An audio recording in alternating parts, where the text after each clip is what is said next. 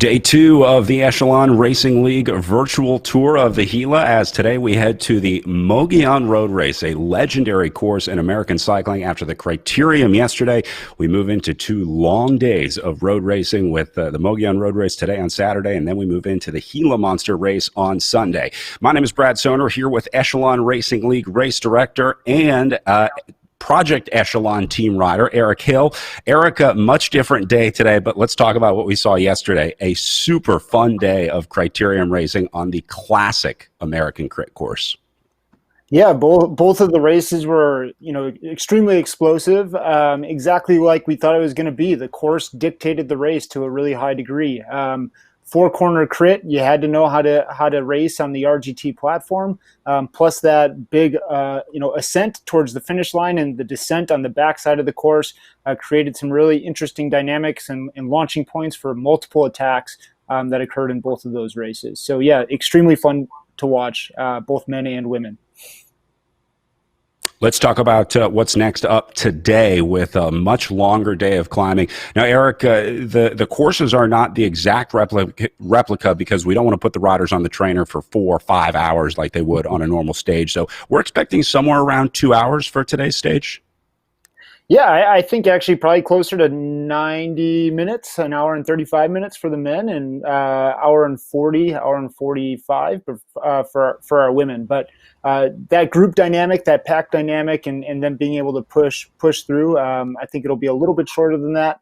But it is going to be brutal, and people will be just hanging over their handlebars at the end of this Mogollon climb. It is absolutely brutal, and I'm excited to see what happens and watch people just blow up because that's what's on the docket for today. Yeah, real question is, can the riders that did well yesterday do well here again today? Because the criterium racing obviously a lot different from the road racing, but I think it's less different than the real life racing, where a rider that does well in a criterium has a much better chance of doing well in a virtual road race maybe than a real life road race. Yeah, we're still only talking about an hour and a half of effort relative to, like you said, 4 hours on the road. So hour and a half, yeah, I think a lot of our criterium specialists and people who have that punchy in and out ability, they should be able to hang today. The big question is going to be, do they have the 20-minute sustained power to maintain their position in the group on the big final climb? All right, let's take a look at our series standings heading into the day today after our first weekend of racing. Now, Eric, the scoring is omnium-based, so they're racing on a GC time-based scenario for the weekend, but then whoever wins the GC, it moves to a points-based scoring for the overall omnium. So after our first weekend of racing, Ben Thomas with an 11-point lead over Charlie Velez for the Canyon Esports team, and then Matt Osborne sitting in 3rd place overall ahead of Charlie Ravel and Simon Dubuque. So kind of an interesting scoring methodology here, Eric, switching back and forth between the time-based riding for the weekend and then the points-based riding for the series. Is that a good way to describe it? It is, yeah. Even for our Omnium weekends, like we had last weekend with the RGT stage race, riders were able to get points every single day, but they didn't have to race every single day. For the stage race, like the Tour of the Gila, they get points only based on their GC position at the end of 3 stages. This isn't too much different than what USA Cycling currently uses for their PRT ranking system. So we kind of modeled it off of that. Welcoming back in Garrett Peltonen, former professional racer and Silver City resident. Garrett, I know this is a road that you know well. Describe it for us, what the road looks like out there on the course, because I think this is one of the more unique courses that the riders will see all year.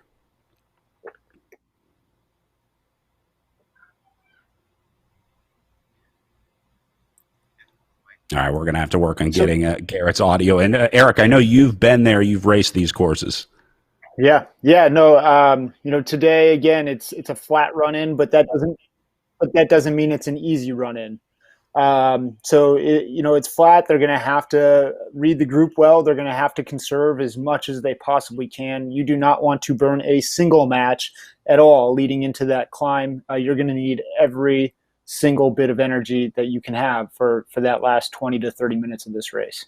Yeah, this is going to be a drastically different race today, racing for 2-ish hours versus an hour of racing yesterday. If you thought you were tired at the end of the crit on stage one, just wait until you see what you got waiting for you at the end of stage two. Eric, I think there's a good chance we see a lot more riders start to blow out early today as they have trouble timing this much longer stage. So we are underway and rolling as now we just wait to see who the first riders to go. You see Zach Nair being highlighted here, a very strong rider yesterday for the Project Echelon Racing team.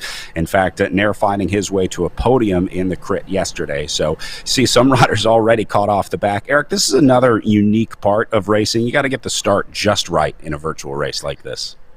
Yeah, we talked about it yesterday. And all virtual racing platforms, one of the unique things is that you can be putting out power while you're waiting in the race pen or at the start line. So those, as soon as the flag drops, people are already doing 5.5 to 6 watts per kilogram. They're getting that immediate jump off of the line. And if you're not ready for that, that gap is going to substantially open right away. And you're going to have a lot of work to do to get back. Hopefully today, with it being a really long run in to the major climb, folks that weren't ready for that are going to be able to make their way back to the group. But again, it's a match burned that they did not want to have to use before that final climb of the day. Hey, Garrett, we were talking about how you train for this yesterday, whether or not it's similar or drastically different from the training that you do for road racing. I imagine the style of effort is very different, too. We talked about intervals yesterday in the crit, but I don't know how you really train for an all-out 2-hour solid 100% effort.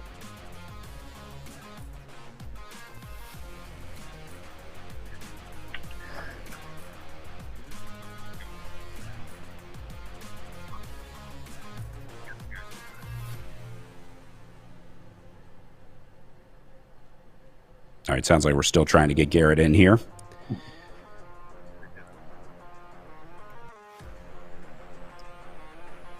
Well, watching the power meters already turning orange and red as you see Ben Thomas starting to go deep here already. It's less than a minute in, Eric. This is just the nature of virtual racing, one of the strange and unique parts of racing here, having to go full gas a minute into the race. I don't know if there's another sport like this. You know what, Brett? I don't know about that. I mean, right, you look at some top-end road races. There might be some teams that are deciding to try and form a break today. Want to put pressure on teams really early and make them, make a decision. Do we want to try to send somebody up the road with in a small group, or do we want to keep all of our guys together? So teams are going to have to make some of those decisions early on here. If guys are attacking and trying to get in a breakaway, the speeds look really high, and that sounds like it's going to be rather difficult for them to do. But it could be a tactic that people are trying to play, and it's going to require people to put in some major efforts to stay in the group or to get in that break if that is in fact what's going on. Yeah, probably a much better chance that we see a breakaway out there today than we would have on the Criterium days. Just the nature of the distance of the course, and probably going to see some more selections out there as well. I don't know if we're going to see 20 riders finish this race. Remember, this is a stage race rules this weekend. So if a rider doesn't finish within the time cut on one day, they cannot continue to race on the next day. So for some riders, it may be just about trying to hang with the group and hang in there so that they can finish the next day. That's never a fun place to be. But Garrett, sometimes it's best to just pull the plug if you have a bad day and then try and save your energy for the next day in a stage race. Yeah, especially when you have, a finishing climb like there is today, where you just sort of soft pedal up the climb and then save your energy for another climbing stage tomorrow. And as I was trying to talk earlier, today's course it's sort of lumpy to start with. You have little ups and downs, but it doesn't really start getting good until the last, I think the climb's, a little under 11K, something like that, goes up about 2,000 feet. So it's a good solid climb at the finish, and to save some energy, it might be good for some people just soft climb up and save it for tomorrow.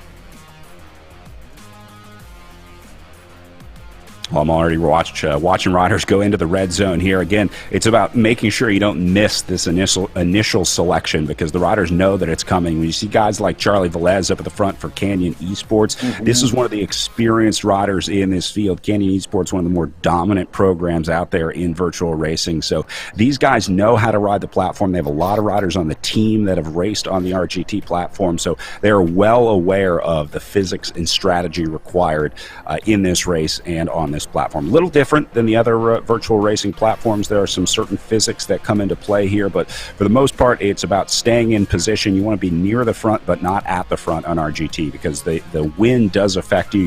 There's a draft element if you're the first rider there, but you don't want to be too far at the back either, because that opens up the opportunity to get gapped off. Here's Patrick Wall taking a look off the front for the EVOC bike team. Another strong squad racing here in the Echelon Racing League, and Wall going to try and have a go of this one by himself. Eric, a bold strategy, but he's probably hoping someone's going to join him here, and I think Canyon Esports might be sending one up right now. Yeah, there's no way a single rider is thinking that they're going to send it off the front and make it, right? So that's exactly what they're hoping is, hey, can we draw some people out? Can we get a small group off the front? And then can this race settle in a little bit so that the rest of my team can have an easy ride to the base? I can control the race from the front, and we can be represented up there, and other teams have to do the work if they want to bring it back. So I highly doubt he went up the road thinking, yep, this is my day to ride solo for 44 more kilometers. He's hoping some folks will be joining him, and it looks like that is the case, and they have a small gap off the front here. Yeah, this is Philip Dana making another move here for Canyon Esports. Another strong rider who had a podium finish earlier this month, or last month, I should say, in the Echelon Racing League. So these guys looking good with Wall and Griffin. Also, that's Payne Griffin of the Seasucker Gutenplan Coaching Support Clean Sports Squad, finding his way off the front.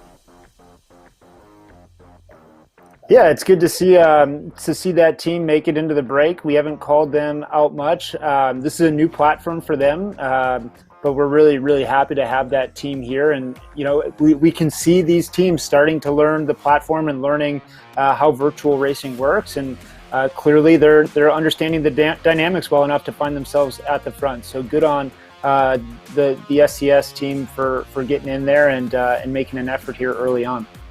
Look at the other names behind this group of three. You see Zach Nair, Henry Blackburn starting to move up there, as well as I think there are some riders in this field that are liking what they see in this group. Now, if you're new to the platform, you can see the distance of the riders behind just to the right of their names. First, it's going to show their watts per kilogram, and then it'll show the distance behind the rider in front of them. So you see the first 8 riders there. It's a good way that's kind of how we measure the gap in virtual racing. It's a little better way to measure than time on these virtual courses. So the break led by Patrick Wall, eventually joined by 2 more riders. That one gets pulled back, but there will be a reset here, right? This is very similar to real life racing, Garrett. I know you've been there many times where the goal or the job is to get in a breakaway for the day, and then there's 40 breaks that you have to decide which one you're going to go with. Yeah, and at the start here, as we sort of see, there's a couple of groups trying to get away, etc. And we'll see how it plays out today. I think maybe a small break will get away, and then some teams will work together to maybe bring it back just before the start of the climb, like the last 10K or so. And then they'll be all together, and the climbing teams will have a chance to give their riders, put them in good position to finish off the day on top of Mogollon climb. Gary, would you agree? I think for me, the first 40 minutes of a race is probably equally as stressful as the last 10K sometimes. It's hectic. Everybody's fresh. Everybody feels good. Everybody wants to be represented in the break because it makes their day a heck of a lot easier. Right now, people are definitely nervous. They don't want to be the ones to miss out. And tension is high. Tension is just as high as it would be at the finale of a race. And so this is one of my favorite times of a road race, and where I really like to see team dynamics play out. And this is where you can see the really good teams that communicate well find success. Yeah, I would agree 100%. The start of the race, as you mentioned, is everyone's fresh. And especially on a day like today, we had the crit yesterday, so this is the first sort of climbing stage, and everyone wants to be towards the front.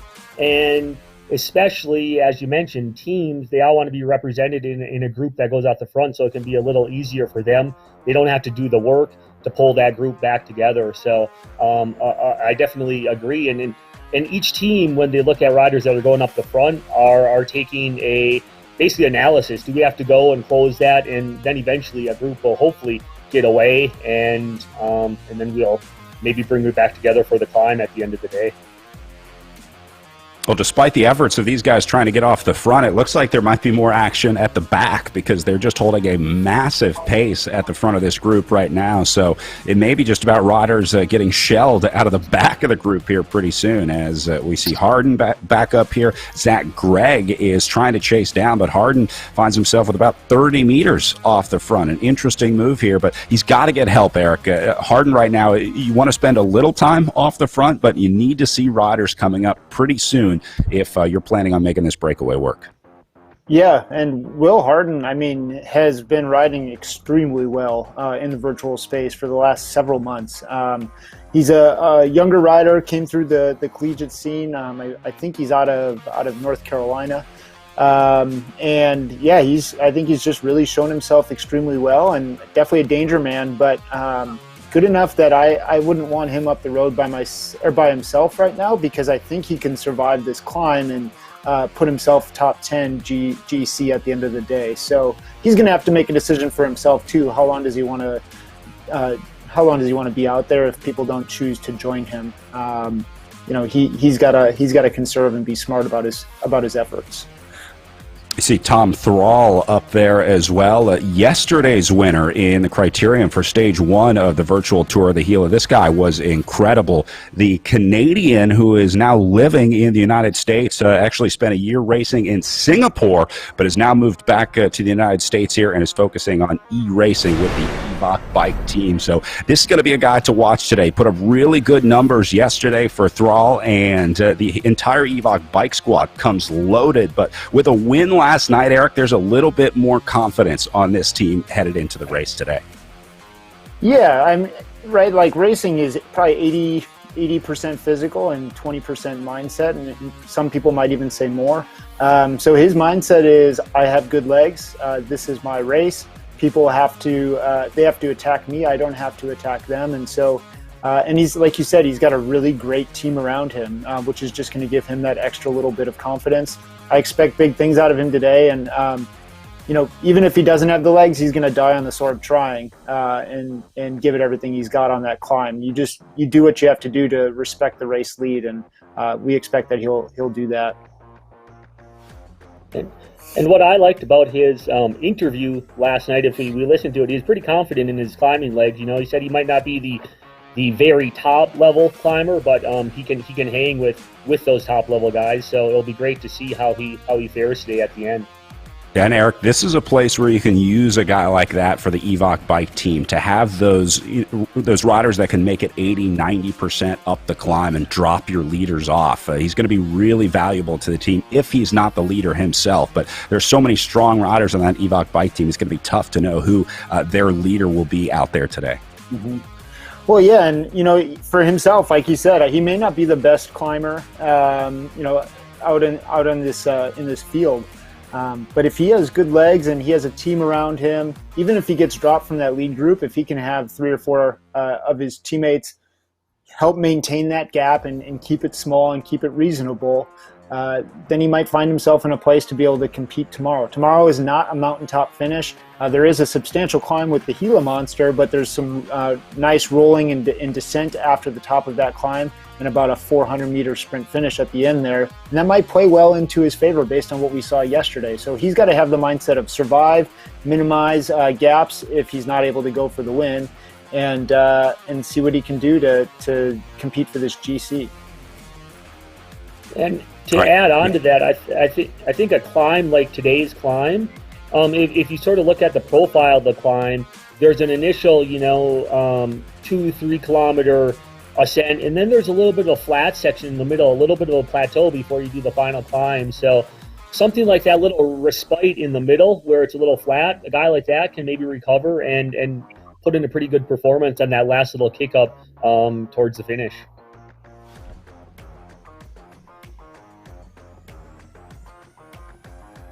Yeah, they had a really nice mix of courses for this weekend with the flat criterium, the mountaintop finish up to Mogollon, and then the very lumpy profile with a major climb up to the Gila Monster on Sunday. So I would say something for everybody, but you got to like climbing to come to this race. That's for sure, Erica. The real life stage race is a 5-day stage race, and there's a lot of climbing over those 5 days. Yeah, no, it's and it's at altitude. So there's a couple of different factors there. But yeah, you need to have climbing legs if you expect to be competing for the overall here. There's a lot of guys that are big motors that come to this race because of the time trial. It's a really good opportunity to get a solid result at a UCI race in the time trial. The criterium, will bring some select sprinters that have the ability to climb at a high level. But those are people that are targeting individual stages, not the overall. And so all these different riders are going to have different goals, and the teams are going to have different goals coming into the race as well, which is really what creates the race dynamic, is those different goals and how they choose to carry out those plans. Garrett, the other thing that a lot of riders talk about is the elevation. You talked about this a little bit yesterday, but you're hovering right around 7,000 feet for most of your time at Tour of the Gila for riders that come from sea level. That has an impact.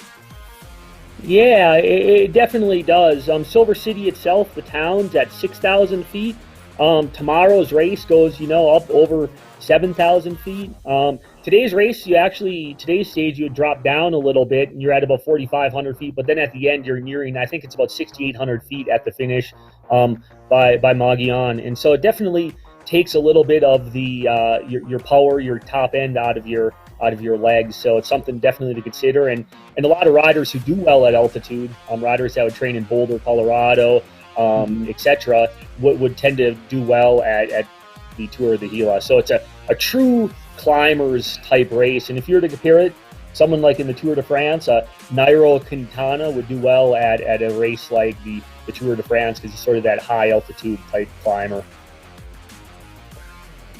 There's a couple different ways that riders go about preparing for this too. I mean, one, you mentioned it, is just live at altitude. That's probably the best way to train for it, is live there and train there. But for guys that can't do that, one of the best things they can do is arrive to the race as close to the race start as possible, so they're not spending too much time at altitude. But some new principles and practices are coming into play, where people are using sauna training to help increase their blood hemoglobin levels, and using sauna training as a means to prepare for altitude training. People sleep in altitude tents. That's another opportunity for them to, even if they're at sea level, to prepare for races like this. But it definitely adds another level of complexity to racing when you go to altitude. A little bit of a split happening in the group as we take a look at the course profile for today, powered by VeloViewer. This is a tool that a lot of riders have been using to get the stats and a look at the profile of the course. 42.4 miles of racing today with a max gradient of 16% on the way up. Now, they end at right around 6,700 feet at the top of this climb, and you can see it's pretty straightforward for most of the way. But Garrett, once they take that turn off the main road and go up to Mogollon, it is up from there. Yep, exactly. And you can see as we look, there's a little up, and then there's a little flat, and then there's the final red part here to the finish that is extremely tough, and you get into the alpine terrain. You see a good look at some of the visuals along the course. The other thing I love about this course, Garrett, is you get a good mix of scenery, I guess we should say. There's lush green areas, and then once you get higher up, you turn off that main road, you kind of go into the scrub brush area. We're seeing the riders on the way up to Mogollon right now. And then at the finish, some pretty incredible pain faces, as we saw last year. This is one of those courses that you always remember and always makes for good photos, because these riders at the finish are absolutely cracked, but then you got to recover and get back to it on Sunday. So it's a tough stage.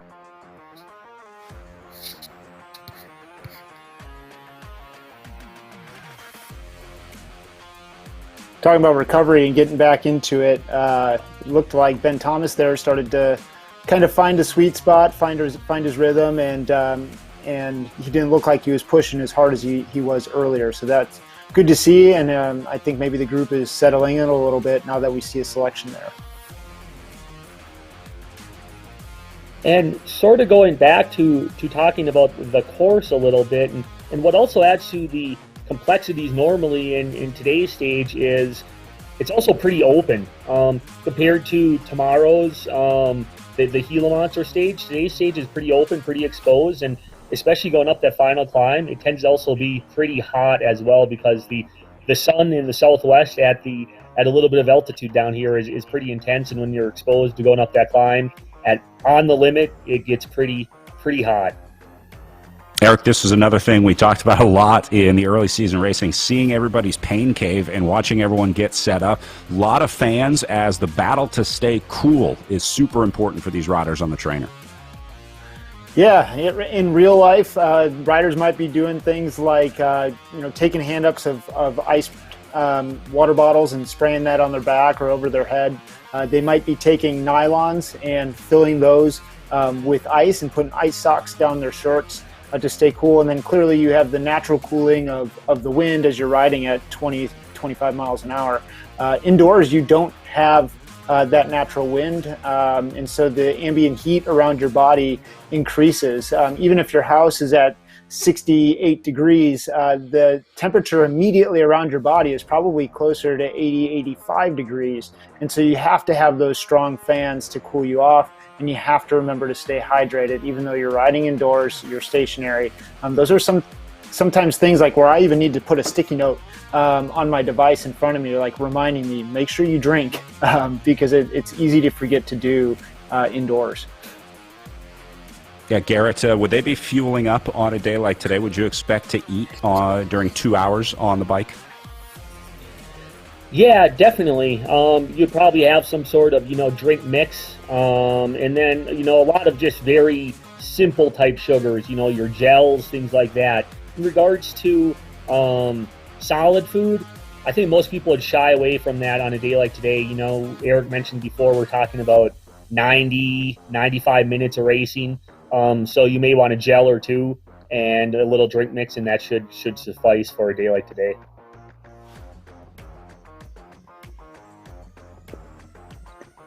We should see plenty of riders reaching for the trash can after a hard trainer effort, Eric. It's just something about riding on the trainer, I think, sometimes brings that food back up for a lot of riders. Yeah, I think we should see in the interview afterwards and just ask people, what was their plan coming in, hydration-wise, nutrition-wise, through a race like this.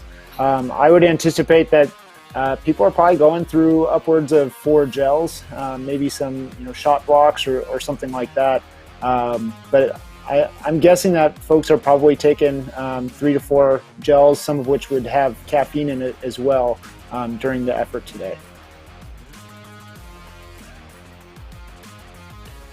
The lead's taking a little look off the front here. Go ahead, Garrett. Oh, I was just saying, as Eric mentioned, the caffeine tends to give a little added boost as well. And I know some racers leading up to an important race would actually abstain from caffeine, so they wouldn't have any caffeine for the couple weeks leading up to the race, just so that you become more sensitive to caffeine during the race, and then you go back to your normal caffeine intake, and that provided a little extra boost as well. That sounds horrible, having to give up caffeine for a few weeks before. I don't know if I would make it. I don't know if I'm dedicated enough to ride at that professional of a level. I agree with you there.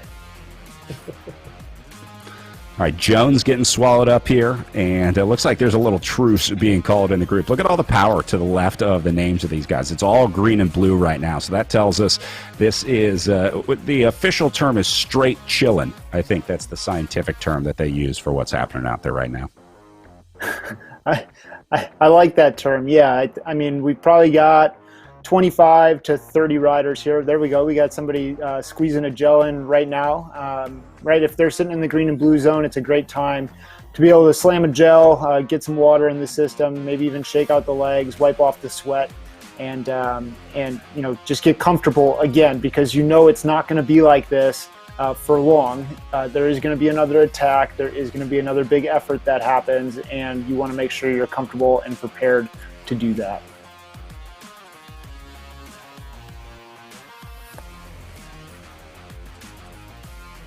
I think a lot of the guys in this group are probably looking at this saying 29, 28 kilometers to go.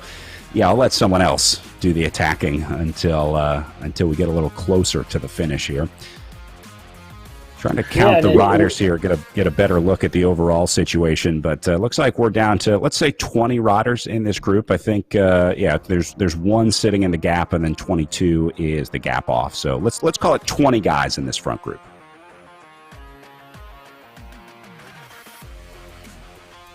So I anticipate this group. Oh, go ahead, Eric. I was going to say, I anticipate this group to probably stay together to the base of the climb. I think their goal was to make it really hard, really early, get rid of as many people as possible, have their teammates that are strong enough to be there and help them on this climb. Have them stay in the group with them, and then it's every man for themselves once we hit the lower slopes. Don't forget to pick up your official ERL merch at wearenations.com. I know Eric was rocking his hoodie earlier. If you're here cheering on a rider or a team, be sure to pick up some merch from the official ERL store at wearenations.com and try and help those teams and riders out. Get them a little bit of money flowing so they can do bigger and better things in the sport. That's a big part of what we're trying to do here in the Echelon Racing League, is help promote the teams and riders so that they can go on and do big things in the sport here, Eric. Yeah, one of our goals with that merchandise store is to do a revenue share with teams. So, clearly the people that are running the store at We Are Nations will make a little bit, but the rest of that is going to go back to the teams themselves. And so we want to be able to use the Echelon Racing League as a means to create a more scalable and sustainable and visible sport for everybody. And so that means not only creating media opportunities for them, giving them the opportunity to make themselves more known through things like the race live stream or through articles in cycling media and whatnot, but also to help them financially through that revenue share piece. So if you do purchase product from the store, please know that you are supporting all of the teams in the league by doing so. And so thank you for your support that way. And you get some great product to rep your favorite team when you're out and about. Looks like some surging starting to happen here as the power numbers going back into the red. Now there's a little uphill section here, just a lump in the road, we'll call it, but I think some riders trying to use it to their advantage and maybe try to get a split going. You see Melville up there leading the way, but everyone else responds. You can really tell what's going on, Eric, by looking at the back of the group. Sometimes it's hard to tell if the guys are driving at the front or not because the game is reshuffling them, but you can always look at the back of the group and see the riders falling off. That tells us that, this is definitely a sustained, concerted effort up at the front when you start to see riders get in trouble at the back. Yeah, and those, just like in real life, like you have a little bit of lapse in concentration and you can find yourself off the back pretty quickly. I think we've all been there where we wanted to grab a drink, eat a bar or something like that, and a tack goes off the front. And you find yourself either spitting that bar out or just choking it down so you can get both hands on the bars and get back to the group. But those gaps, when the group is moving, they form quickly, and you do not want to be caught behind that.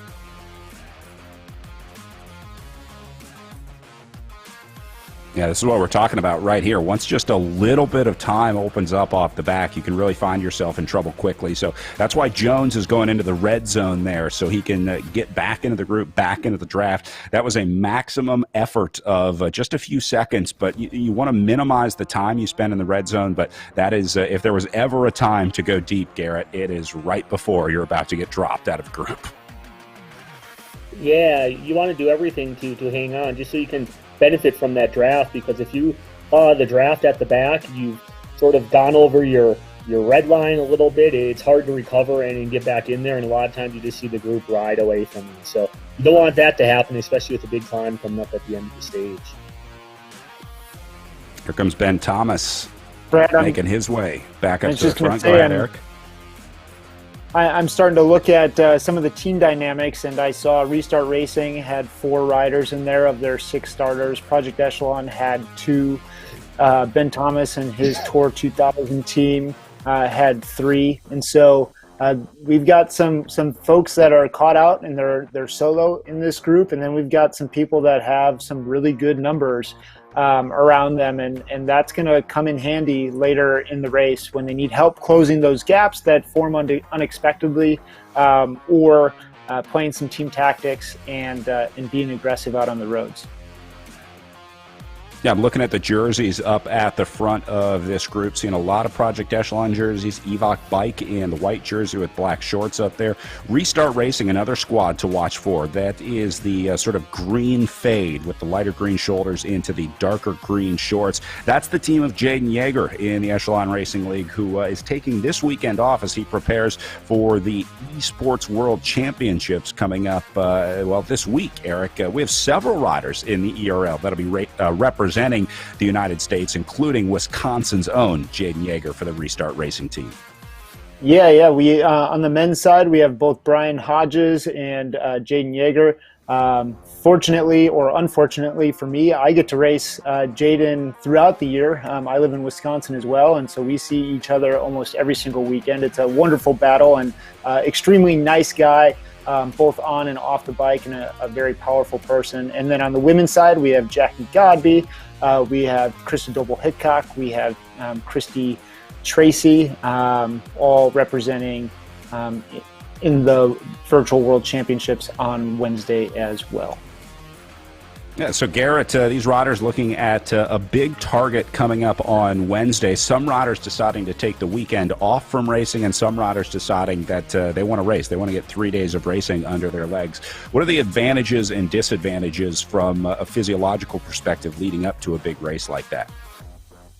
Yeah, a little bit. It depends on your personal preference. I know when I was racing, I like to race a lot. By racing, I got fitness, I stayed sharp, etc. You got to balance a little bit of rest with that. But other times, if you can time it right and take a weekend off, like this weekend, for example, right, you might be fresh and perform really well on a Wednesday, so to say. So this is a 3-day race where you have 3 tough days of racing, separated by only a couple days of rest. For some individuals, that might be a little too much, and they might get a little stagnant. But with that said, if you sort of keep the intensity high for those couple days of rest, you can potentially do well on Wednesday. When you look at things like the Tour on the rest days, right? A lot of times they go out, they ride for an hour or 2 on a rest day. They ride kind of hard, just to maintain that feeling, and so their legs don't get basically heavy. So it can vary depending on the individual. Eric, a lot of these riders are, they have coaches, they're running training programs, and sometimes you just have to listen to the coach. There used to be a certain school of thought of, I'm just going to ride by feel, right? The old school riders, but more and more we're seeing structured training programs, wattage-based training, and they're following very strict training regimens that are issued from their coach. Yeah, no, we have amazing tools now, like Training Peaks would be a great example, where we can plan out calendars, and we can say, hey, here's your annual training plan, here's your training stress. Training stress is looking at your heart rate and your power output from each day of riding, and it looks at a cumulative effort of that over the course of multiple days, and it starts to predict what your fitness levels are. And so we can see this crossroads of, am I peaking in fitness and maintaining my ability to recover, or am I working so hard that my ability to recover is drastically reduced, and therefore in the long term I'm not going to be able to actually perform. And so there is so much data that we're collecting from these riders throughout the training calendar and racing calendar that coaches are making extremely high level and scientific decisions on what to do with them next.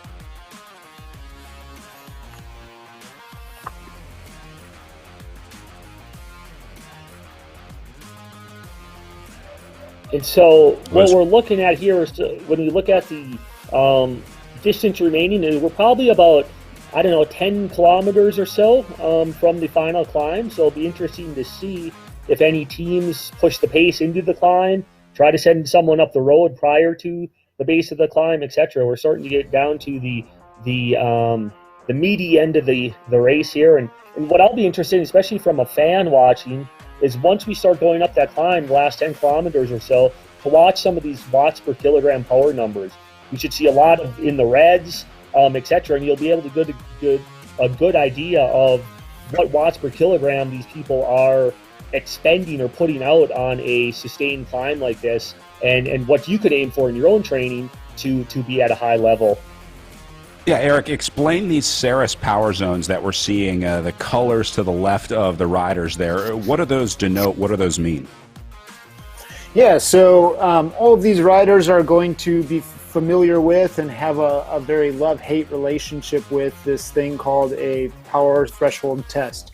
And what they're going to do is for either 20 minutes or for an hour, they're going to ride at their absolute maximum sustained power. And that will give us a number called functional threshold power. Basically is saying, how hard can you go for an hour? What is your 100% absolute maximum? And then we use that number, that FTP number, to calculate these different zones. So we can determine what is your zone 5, or you're in the red, you're pain. I mean, you can only be in that position for 4 or 5 minutes without imploding. And then all the way zone 4, 3, 2, and 1. And so coaches will use these different zones for training purposes. Racers may use the zones in the middle of a race to figure out what type of effort is being required of them, and to determine, hey, do I have the capacity to try and get in a breakaway today, to make an effort here at the end of the race, or am I already close to redlining and I just need to sit and chill and find a way to conserve on the road. It's like Restart Racing taking a little look off the front as this group still sits in at 20 riders, really not changing much. Eric, I want to talk more about the season. We talked a little bit at the top of the show about the makeup of the teams and how the season is structured, but just take us through the Echelon Racing League format, if you would.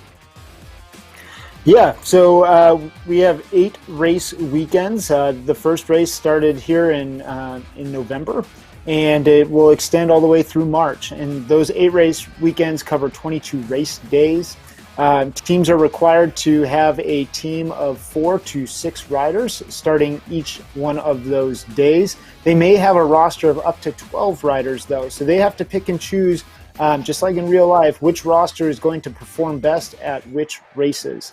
Across those 8 race weekends, so you can see the calendar here, we are assigning points on an Omnium-based scoring system. So we have not only individual race winners for the GC overall, or the grand contenders, but we also have a series overall for individuals and for teams.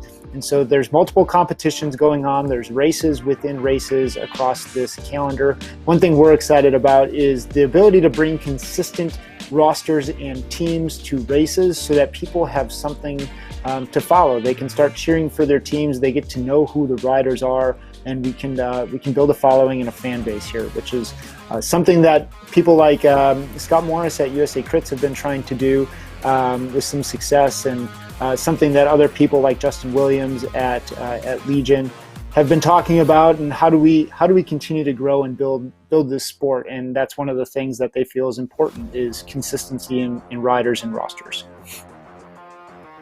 Evoc Bike up at the front with Neil Ostenfeld. This is a rider that I've learned about racing in the Echelon Racing League. This is a guy I didn't know well coming into this series of virtual racing, but had a chance to meet Neil virtually, and he's turned out to be one of the strongest riders in this league. So it just goes to show you how these virtual races can start to build some reps of these riders and hopefully get them noticed to get them to the next level in either their virtual or real-life road racing or mountain bike racing or cyclocross racing ambitions.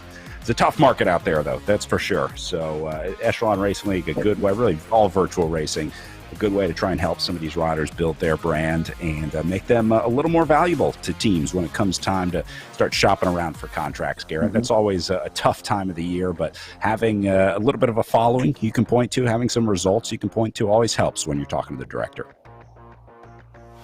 Yeah, definitely. And at the end of the day, regardless of what type of racing you're doing, you're just trying to put together a good resume to show that, hey, look, I can perform, I can do well, because, you never know what type of rider directors are looking for, whether they're climbers, sprinters, etc. So the results that you can get show what type of rider you are, and potentially, hopefully, can get you a contract down the road. With that said, some people don't have those ambitions, right? They're just out there trying to race hard, have fun, enjoy the cycling community, etc. So it also depends upon the person's what their goals and desires are as well. Yeah, we have a nice mix of those people in the league too, right? We have some folks that are their parents, they're working class, physicians or lawyers or whatever, but they're extremely talented athletes as well. And this provides them to fulfill all of those obligations, be present at work, be present at home with my family, and be present in the athletic space. So that's something unique about virtual racing. But it does, like you said, it brings to light some of these up and coming riders that may be looking for additional opportunities in a challenging market. And these riders need to not only be athletes, but they do need to be marketers, and they need to be able to showcase themselves and showcase their teams to show their value.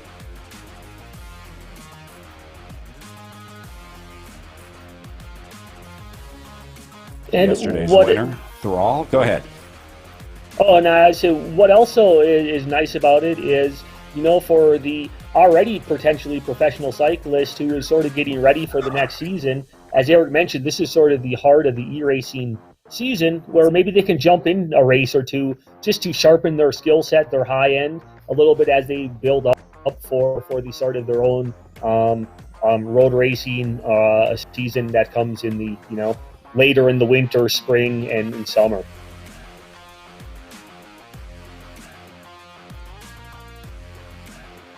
Well, these guys are going to be turning off of the main road here pretty soon as they make that right-hand turn off of what is basically a freeway onto the climb up to Mogollon.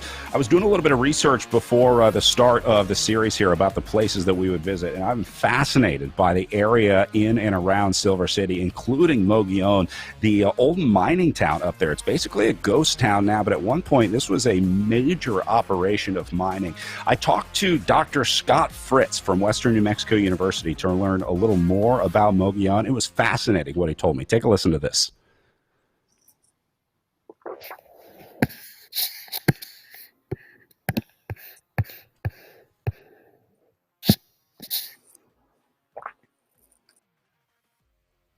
All right, maybe not. He was explaining the importance of Mogollon in the mining operations here. This is a huge mining area, and Mogollon was actually started after silver was discovered in the area by soldiers stationed at Fort Bayard, which is another landmark that we race by here at the Tour of the Gila. So around 1860 is when silver was first discovered, and Mogollon was one of the first big sort of company towns to pop up around, it was called the Little Fanny Mine. So one of the first big economic drivers in the area in 1860. So kind of some interesting history there.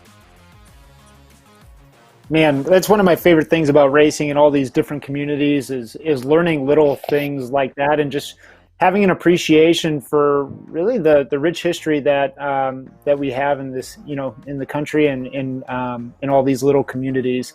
They're places that I probably wouldn't otherwise know about or visit. And so that's why these races are special, and these races are the heart and soul of a lot of the communities around the country. And that's how I was introduced. Up at the front. Sorry, Garrett, go ahead. I was trying to watch these riders. Looks like 3 riders trying to get away. I'll keep an eye on them, but go ahead. Yeah, no, it's an exciting part of the race here. It looks like there's a couple people moving up, some surges going. But yeah, just briefly touch on before we get to this climb, and that's part of what brought me to Silver City, right? I did tour the Gila, experience with the area. I really liked it. And otherwise, I normally probably wouldn't have came to the area and would not have discovered it. So Eric brings up a great point with those are some of the the great aspects of racing.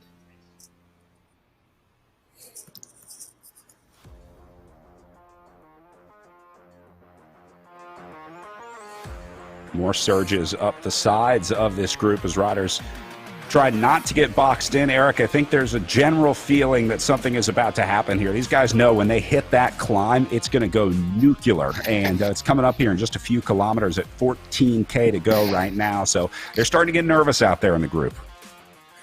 Yeah, I mean, one of the worst feelings or best feelings, depending on who you are and what your specialty is you're tired already. You've done a huge effort to make this front group, right? This is a very select group already. And then you look up the road and you just see this monster of a climb that you have to get to the top of. That can be extremely daunting or extremely motivating.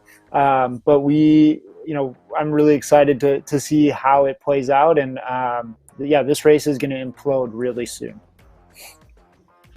All right, I'm going to see if we can get that clip with Dr. Fritz in before we get there, because it was really interesting to me. So let's see if we can play it. Cliff is just one of several communities in the area. Cliff itself would be established in the early 1880s, really in the middle of what was and still is to this day a farming and ranching community. I think we have to keep in mind that this was the lands of the Chiricahua Apache, who had been promised a reservation that was to be called the Gila Apache Reservation in 1860, but it was never granted to the Chiricahua Apache. And that was because of the possibility of mineral deposits in the surrounding mountains. And so ultimately the Chiricahua are removed from this area that really then allows for the opening up of not only mineral or mining in the area, but also for the opening up of ranching and farming for the benefit of non-Indians. So it's within that context, then you see the establishment of Cliff, New Mexico occurring in the early 1880s. Some interesting history there, some of the great mistakes of our nation as well, but it was really interesting to hear about the development of the area and how these towns related to each other. He was talking about how Cliff was sort of an agricultural town, and then they really operated to feed the miners that were up at Mogollon. So it just goes to show the vast difference of ecology in the area, Garrett. Yeah, definitely. And mining plays a big part in the area, and there's still a handful of operating mines in the area that are big for the local economy. But what's been great, at least from my perspective, is that we've been, and a lot of people in the area's perspective, is that we've been switching more to an outdoor-based economy. Our trails are being improved in town here. We have Boston Hill, just some local trails in town. We have the Gila National Forest, which includes the Gila Wilderness and also the Aldo Leopold Wilderness. It's hundreds of thousands of acres of trails to explore. The Gila River, which the guys in the race actually rode over today. And it's a beautiful area, and the outdoor economy is going to continue to grow. So it's worth checking out. Hot springs, hiking, backpacking, mountain biking, you name it, we have it down here in Silver City. Yeah, and Garrett, your school, Western New Mexico University, has also really embraced their surroundings with the outdoor program there. I understand they have like a gear rental facility where students can go get gear and try the outdoors. Yeah, colleague of mine, Kathy Whiteman, she runs the outdoor program and has been working hard to get that going. We have gear rental services. They take kids out on trips to the Gila for camping. It's part of the orientation. So students that want to experience the outdoors, it's a great university to go. That's small. You get to know your professors, and you have access to tons of acreage of wilderness and forest land to go and explore. Well, Brad, we're getting to the lower slopes here, and you can tell people are trying to find that right gear, try to find that right cadence. It is starting to get mixed up. Yeah, I would expect to see this group of 20 start to shrink pretty quickly here as the resistance starts to increase on the trainers. Again, these guys are on smart trainers, which means that as the virtual road goes uphill, it gets harder for them to ride on the trainers at home. The trainers can adjust. They're connected to the game. And so right now it's starting to get tougher and tougher to turn those pedals. But looks like riders are starting to bunch up a little bit at the front here. Eric, do you think someone attacks off the front, or is this just more of a slow, steady grind up to the top? I don't think we're going to be able to see anybody make a successful attack until it gets to 8 to 10%. Once we get to that percent gradient, that's enough where the draft really isn't a factor, where the watts per kilogram gap will pay off, and they'll be able to get a gap quickly, and closing the gap will require an exponentially bigger effort than it would when we're talking about 3 to 5%. So once we start seeing that slope get into the red, right now we're in the browns and greens. Once we see it get into the red, I expect to see some fireworks and for people to try to form groups of 3, 4, and 5. We're watching Ben Thomas spending a lot of time out of the saddle, and it looks like maybe trying to communicate with his team a little bit. Saw a lot of riders with headsets on, earpieces, or just speakers next to their training setup, Eric. A lot of communication in the group, although I don't know what you can really tell the guys at this point. I think a lot of the strategy is based around trying to start breakaways and things like that, but are the teams really communicating at this point? Is there anything that you can tell your climbers? I think the biggest thing is some words of encouragement, and then just trying to check and see, like, hey, how are you feeling? Just knowing I have legs today and I'm going to be able to follow a move, or I don't have legs today, I need to climb steady. If you have teammates around, that means that, I'm going to find Zach Nair, my teammate. I'm going to sit by him, and if he doesn't have the legs to close a gap, it's going to become my job to slowly and steadily do that for him so that he doesn't have to try to jump onto it. So you see Thrall up at the front as we start at the bottom of the climb. You can see the percentage grade that they're going up in the top right corner of the screen. It's green right now, which means it's on a relatively small slope, only just under 3% right now, but that will kick up to up over 10% at some points in this race. So just keep an eye on that. Keep an eye on the slope as, we should be just turning off of the main road and making that right-hand turn up to Mogollon soon. So we'll see that continue to climb, and I think this tops out around 15, maybe 16% at some point before they get to the top of Mogollon. Yeah, and what's going to happen here is we're starting to gradually lead into the climb. We'll have a little steep kicker, but then it's going to level off for a couple kilometers, and then where the real true climb starts is the last about 5 kilometers, where it's pretty consistently above 10%, and that's where the real race will start. And I'd be interested to see if someone can really put an attack in on that little steep kicker before that little plateau leading into the climb, and sort of put people in the red before you actually start the climb, and then see who can survive at the end. I can tell you that in our community race, in the amateur race, we always have amateur races the weekend before the professional races, and those amateur races present an opportunity for amateurs to qualify and then compete in the professional races the weekend after. Our amateur race, we did the Gila Monster Climb, which we'll be doing tomorrow as a part of the Tour of the Gila. It's our final stage. But that did present some opportunities for, again, people to punch early on and get a gap early with a group of 4 to 5, and that group just consistently found that tempo, found that effort, and everybody else behind would have had to have put in an 8 to 10 watt per kilo effort for 15, 20 seconds to be able to close that down. And after you've been climbing for 10 minutes, being able to do that is nearly impossible.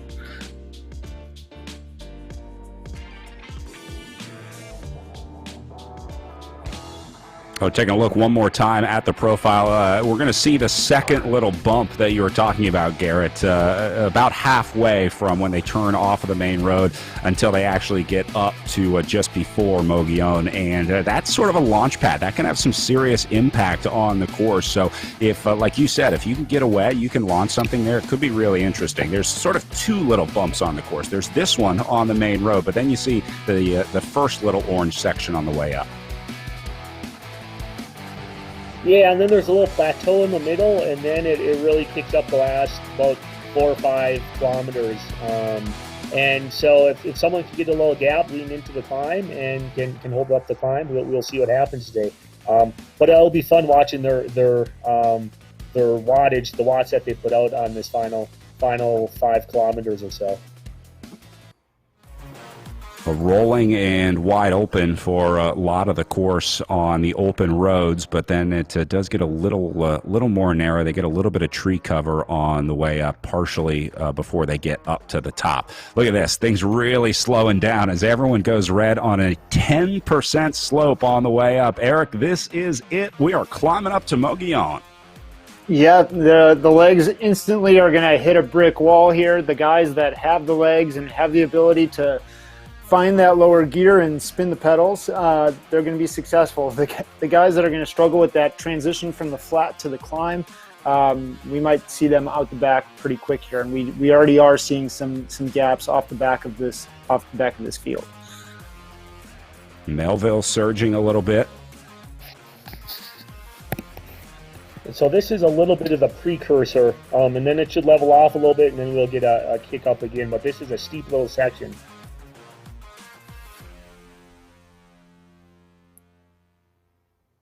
We'll see that gap off the back is about 12 meters. They have the ability to get back, but they're not going to want to wait too long. They're going to want to close that quickly because in this 7% gradient, we're right on the edge of them getting some draft assistance of probably 25 to 30 watts, which is enough to make a considerable difference when you're already hurting and putting big efforts in.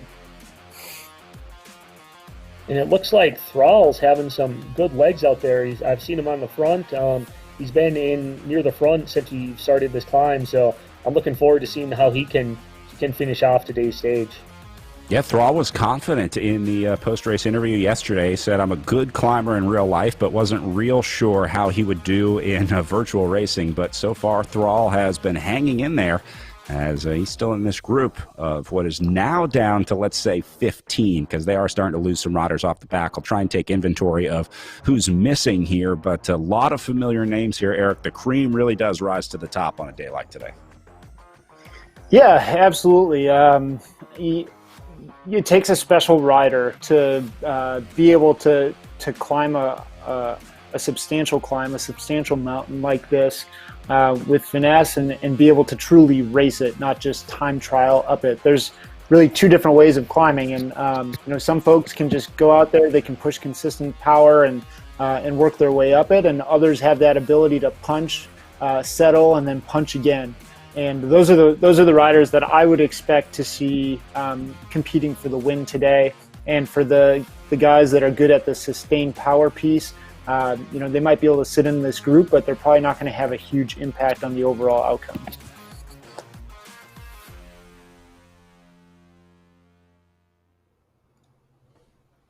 And Eric, you mentioned the other day that the platform was actually thinking of at some point maybe potentially adding a wind element to that, and I think that would be excellent, because normally on this stage when we come up over this little hill and you can see it's maybe starting to level off just a little bit, usually tend to have some pretty big crosswinds in this little open valley section. And it would be excellent to have a little bit of wind resistance to add to the difficulty of the course as well. Yeah, I'm just going to clarify on that. That was my idea, pushing them to add it. I don't know that they're in a place to do it yet, so I don't want to get too many people's hopes up on that, or maybe hopes down on that. I don't know. That sounds difficult and painful in what already is a difficult and painful discipline. But I agree. I would love to see some innovations like that taking place, because it truly does impact the dynamic of a race like this. I saw Cooper taking a little look off the front. He goes back in, another stage winner here in the Echelon Racing League. Took an early preseason stage win in the Real Road stage race. Cooper actually the partner of Jackie Godby, our women's leader, who we were talking about earlier, on her way to represent the United States at the Esports World Championship. So a power racing couple with Cooper and Godby.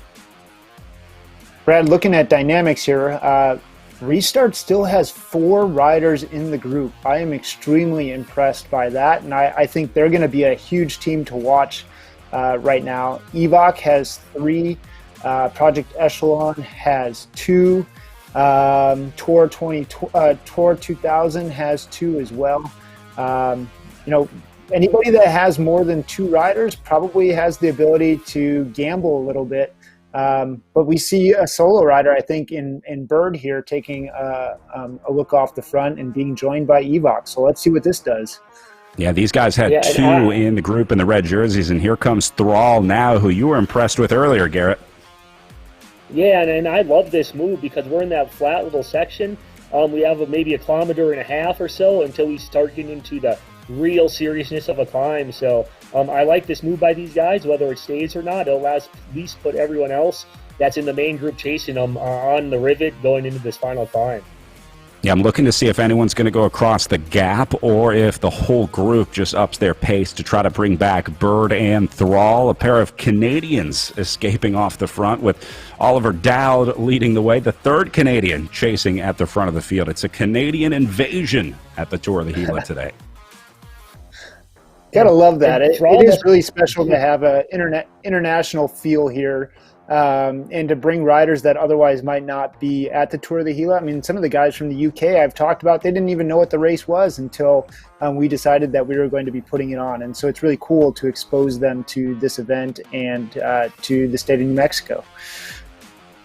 All right, Bird comes back, and now it's going to be Michael Swart having a go. This is the first of the Restart Racing riders to launch, so Swart is going to take the lead. And look at this split. 4 guys now finding themselves with a little bit of space behind them as they try to find that magical formula, trying to link up. Right now it's Blackburn, Dowd, Swart, and Thrall, with Hardin and Wolf leading the chase behind them. It looks like they are going to tack this one back as we go on to, like Garrett said, the flatter part of this course. It kind of dips down a little bit before they hit the final kick up to the top at 4.6 kilometers to go right now. This is definitely going to be aggressive racing here, guys. The way that we saw them approach the bottom part of this climb, Garrett, I'm thinking that this is not the last attack that we've seen. Oh, definitely not. And now it looks like they just eased up just a little touch, but we were on a flat slope back there, and the powers that they're putting out were 5-6 watts per kilogram, and those are extremely high numbers. So everyone should be pretty fatigued and tired going in this final last 4K, and we can see we're starting to hit the slopes of the main climb where we're at 7.5%, and I think stuff's going to start to shatter in the field here. Yeah, just to give people an idea, the winning rides that we see in these Echelon Racing League races usually hover around 5 watts per kilogram, somewhere around there. So, and that's the average over the entire race. So when you see these riders going up into 6, 7, 7.5, maybe even watts per kilogram, those are serious efforts that they're putting in. So right now, these guys are hovering well above their averages. Most of these riders are at like 5.5, approaching 6 watts per kilogram, Eric. Yeah, and that's what I would expect a rider of this caliber to be able to do for their 20-minute FTP test that we talked about, is somewhere around 5.5, 5.8 watts per kilogram. But that's their 20-minute effort coming in fresh. So to see them putting in this type of effort an hour into the race, knowing that they have almost 900 meters of climbing remaining, I mean, they're digging deep right now to do something special on this climb. Under 4K of racing remaining here. You see the speed up in the top right corner as well at right around 18 kilometers an hour. But you can also see the course profile. You see it draws that line right in the middle of the upper right-hand box. So that is basically a view of the profile from the side. So it gives you a good idea of how this kicks up. So this is the start of the final kick up to the top on the way up to Mogollon as Zach Nair continues to push the tempo for Project Echelon. Nair, another interesting rider. He's actually going to be the director sportif for our World Championship team this week as they head to the Esports Worlds here. Zach will be directing the Team USA, so he'll be in the ear of those riders, giving them advice on power and strategy. Zach is also a talented coach. He knows all the technical stuff that goes into training and riding well in these series, so it'll be very cool to have Zach as our director sportif for the United States at the Esports World Championships this year. Yeah, Zach just finished one place outside of qualifying himself for the Esports World Championships, which were the qualifiers for Team USA were on RGT. He took 5th. You had to be top 4. But he does a number of power analysis articles for Velo News, and he's studied the world of Zwift at a really high level and understands how it works. So he's going to be a great director. And he's a sports physiologist himself. That's what he went to school for at Marian University, where he raced collegiately. And so I think he's going to do a great job and hopefully support our team to a championship, to a win and a rainbow jersey. Well, more separation here. One by one on the way up. Exciting. Zach Gregg is on the front. He's also Project Echelon. He is he's a coach at Leeds McRae College, another really well-known collegiate program, and also a sports physiology, I think a doctoral or a master's student. So good to see. I'm going to be a little bit biased here, but my team putting in some efforts together. Evox got 2 guys there. We see Draft pushing the pace as well. And this thing is starting to really split up now. Guidish with a good ride up here at the front as well. We saw his teammate attacking earlier, the old 1-2 from these guys in red, and now Thrall going to go over the top. Here comes Zach Gregg again. A lot of the same names here. This is going to be down to 5 really quickly. I think you're looking at these 5 right here. Guidish, Thrall, Bird, Nair, and Gregg. Those might be the 5 of the day here. So, yeah, Eric, I have to agree with you. Yeah, who do you like coming out on top today with the last 3K remaining? I've been impressed with Thrall's efforts so far, and specifically the Canadians, but we also have some pretty strong Americans up there as well. Yeah, I think it's going to be a really tough call. I think it's going to come down to who did the best job of sitting in the group and conserving. You know, even though it was a really difficult lead into the bottom of this climb, there were certainly guys that did better of not showing themselves at the front of the race. There's names that we didn't mention at all that they got here and probably saved 5% energy relative to their competitors, and those are the people that I think will probably have the better legs at the top. It's a really difficult call from this group. I'm quite excited to see how it plays out. Bird redoubling his efforts here, as looks like Zach Nair might be sitting on the back of this group just a little bit into 5th position. But still 2.6K of racing to go. That is a long time on the bike on the way up here with a 5.2% slope right now, and it gets even steeper as they get a little closer to the top. So these guys still have a long way to go until they get to the top. I wouldn't be surprised to see more riders dropped here or just a split, taking it down to maybe 2 and then a group of 3 behind them, as Thrall looks like he's going to try and get up to Bird here. Yeah, it's a mano-a-mano fight here right now. Kind of equal gaps all the way back through that top 5, and everybody's just doing what they can to stay there. Hoping that probably that those 2 come together. There's maybe a little bit of confusion between the 2 of them on who's going to be doing what, and then these 3 behind can catch back on. But if I'm in that group of 3 behind, I think I'm going to grab the bull by the horns if I catch back on, and probably be the next one to put an attack in while I know everybody's already hurting. Yeah, Garrett, they always say the best time to attack is not when you're feeling good, it's when everyone else is feeling bad, right? Well, unfortunately, you're probably feeling bad too if everyone else is, but you want to go on the hardest part, just where it seems like you don't want to attack because you need the recovery. Well, everyone else probably needs the recovery too. And we're hitting 13% right now, so this might be the perfect time. Yep, exactly. Well said. And I'd almost say racing on a virtual platform, going up a climb like this, is harder than in person, because in person you can just stare at the hub in front of you, the wheel in front of you, and just follow that. Whereas here, you're on your trainer alone in your your trainer space, and you don't have necessarily that wheel aside from on the virtual screen just to stare at and go at. So I'd almost say that increases the level of difficulty of a climb like this. Yeah, Eric, you talked about changing your camera view for racing from the third-person view up above or behind to the first-person view to make it a little more realistic in that sense.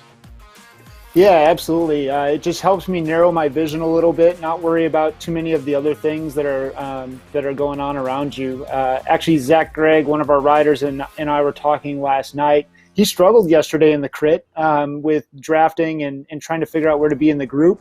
And that was one of my big suggestions to him, was to try that first-person view. So I'm interested to see if he actually followed that instruction and if that helped him today. But clearly he's on a much better day than he was yesterday. Greg and Thrall trading blows up at the front. And that opens a little bit of a gap at 1.7K. Go ahead, Garrett. You look at some of the power numbers, and you're seeing, 7.5 watts per kilogram from some of these efforts. So they're going maximum effort right at the moment. A Bird struggling to stay into the red zone to close the gap, gets back in there. That's going to be happening more and more, Eric, as these guys get closer to the top. The riders that are on the ropes already, and I don't know who those riders are in this group of 5, but there are definitely weaker riders in this group of 5, and you're going to start to see them fall back a little bit more as we get closer to the top. I think Bird and Goidish, remember, the 2 early aggressors in this group of 5 seem to be having the most trouble now.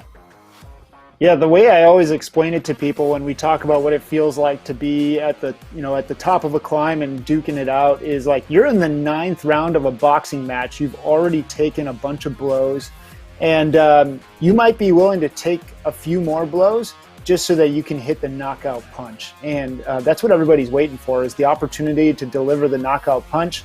And they're just trying to limit their losses and not fall off the back, but they're waiting for that right time to attack here in the 9th round, because we're almost to 1K to go. There's not a ton of time left, and if they want to gain time on their major competitors, they're going to have to launch at least with 500 meters to go to get a few seconds there. We'll see what happens.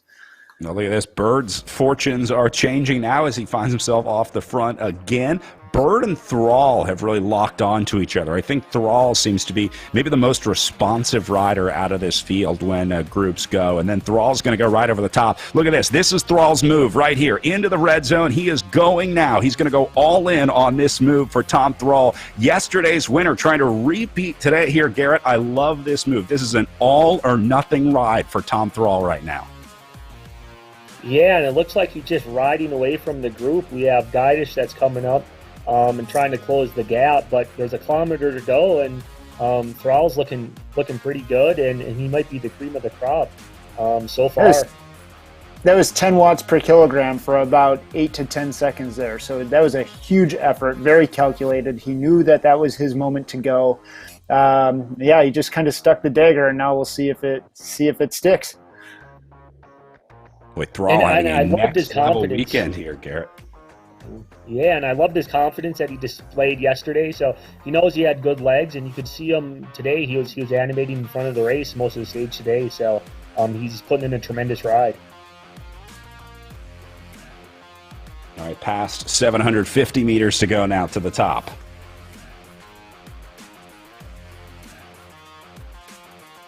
It's looking like Thrall might be able to hold off the group here and take a second stage. I mean, with 107 meters on the chasing group, I don't know that they're going to be caught.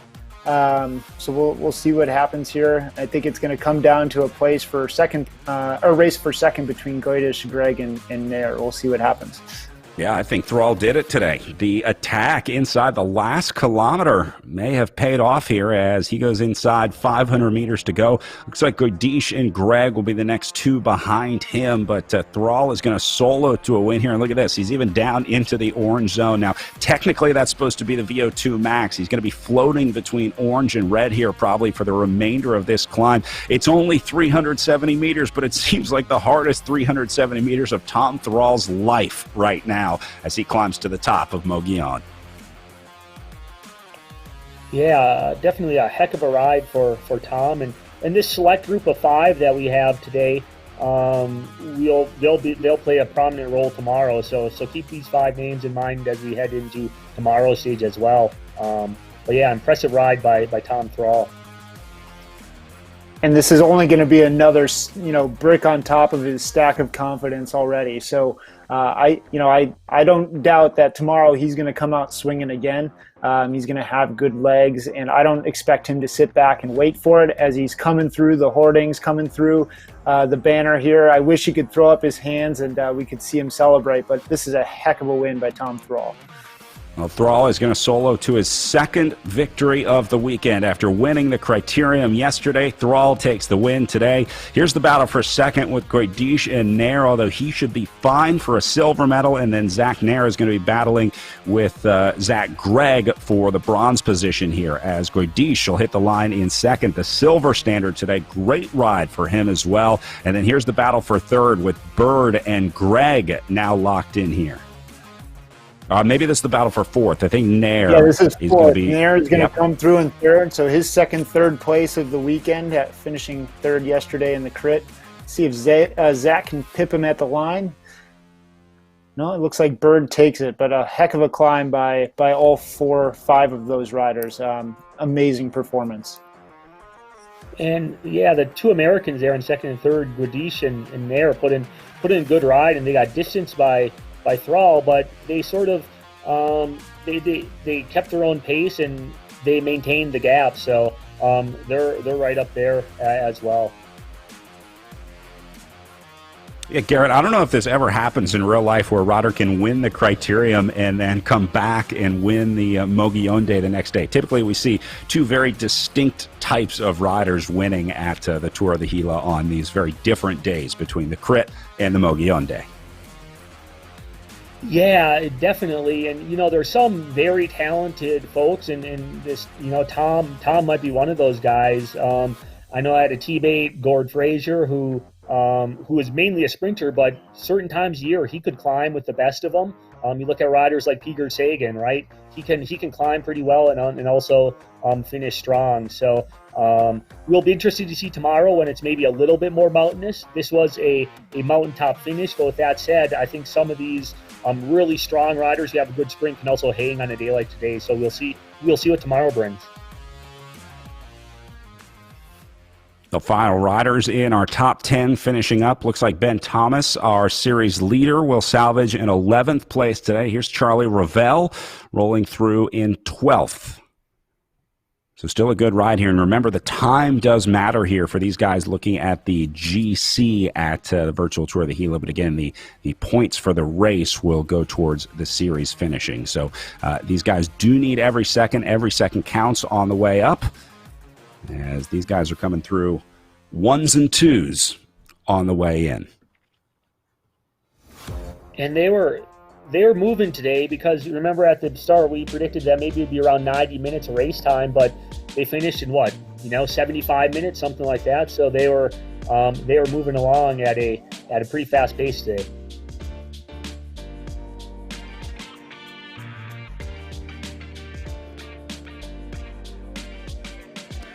All right, Jonathan Crane on the way through as well as we work our way through the top 20. We're going to take a short break. I'm going to try and chat with some of the riders, and we'll come back and see what they say and get ready for our women's race at the Echelon Racing League.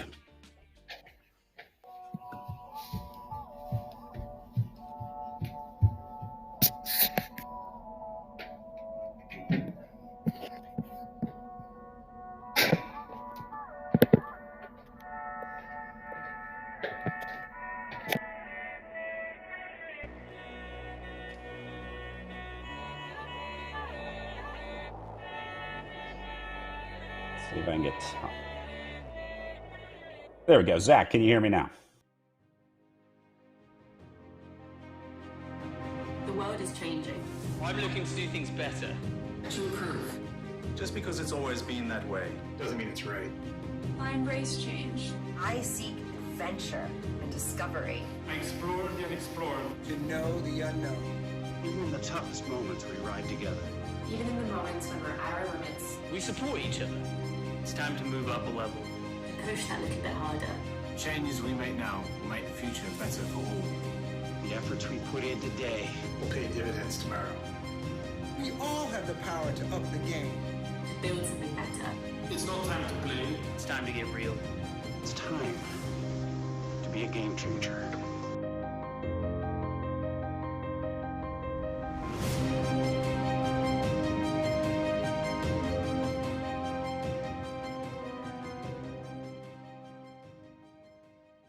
As an athlete, getting marginally better is one thing. Getting exponentially better puts you in a whole new ballgame. Biomoto uses a proprietary digital process to capture movement at 200 frames per second and 70 sensors per foot to measure ground-based forces, resulting in advanced motion analysis that's up to 10 times more accurate than orthotics. It's the data generated by this process that allows Biomoto to construct custom insoles that make athletes faster, stronger, and more stable, and results in an unprecedented 95% success rate.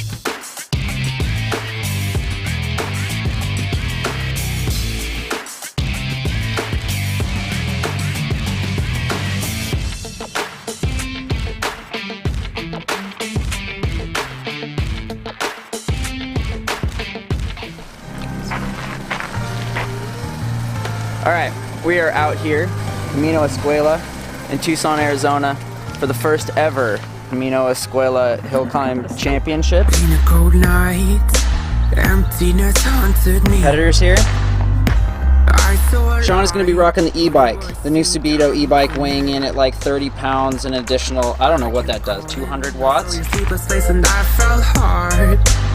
Heather, I guess I'm all natural. for you, girl. I can reach the stars. The course, I mapped it out earlier, it's about 1.3 kilometers. I think it gains about 30 to 40 meters, that's around 100 feet, and it's just short of a mile. Girl, I can reach the stars. Yo! Oh, the nights when you couldn't sleep, I was there carrying more on. Shooting at the demons, see your dreams, making them more fun. Yeah. And if you wanna run away from the best you've done, yeah, I'll be there to save the day. I'll be your rising sun. Have you ever had a feeling that, like, there's no hope anymore? And then someone walks in your life and just light it up, or more like screw it up again. Well, I guess this is the main reason why I'm writing this song. Yeah. I heard you calling, I saw your sleepless face and I felt hard. I guess I'm falling for you, girl. I can reach the stars. Down, down. Oh, the nights when you couldn't sleep, I was there carrying more on. Shooting at the demons, see your dreams, making them more fun. Yeah. And if you wanna run away from the best you've done, yeah, I'll be there to save the day. I'll be your rising sun.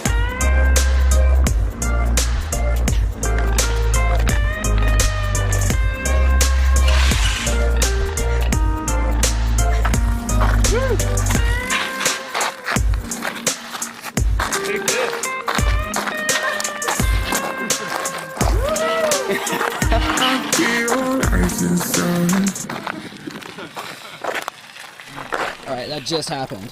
Yeah, I'm the champ. That was crazy. I mean, I hit my button and she had no chance. I thought I was dropping you. And you were just messing I with was stretching, getting ready for my effort. I did a little bit of this, one of these, and then I just went. We thought you were like getting dropped too. I was like, Nights when you couldn't sleep, I was there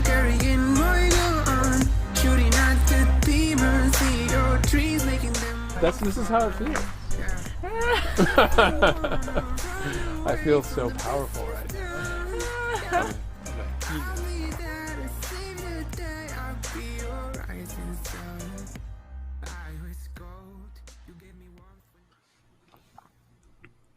All right, welcome back. Our pro women on the line, just under 6 minutes away from their start as we get ready for our second race of the day here at the virtual tour of the Gila.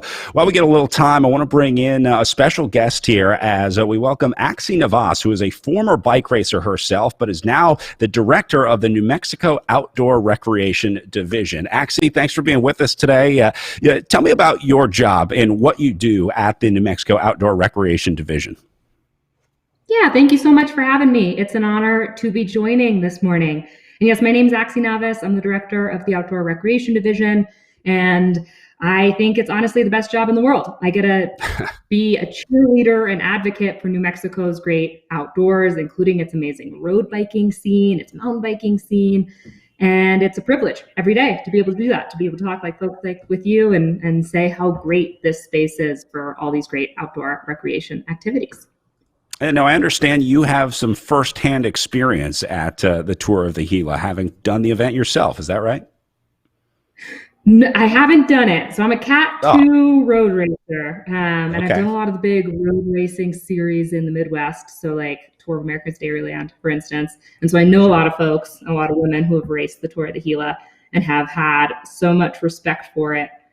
You know, from the very beginning. I think it's very fortunate as a New Mexican and someone who works in the Outdoor Recreation Division to be able to say New Mexico calls a race like the Tour of the Gila home.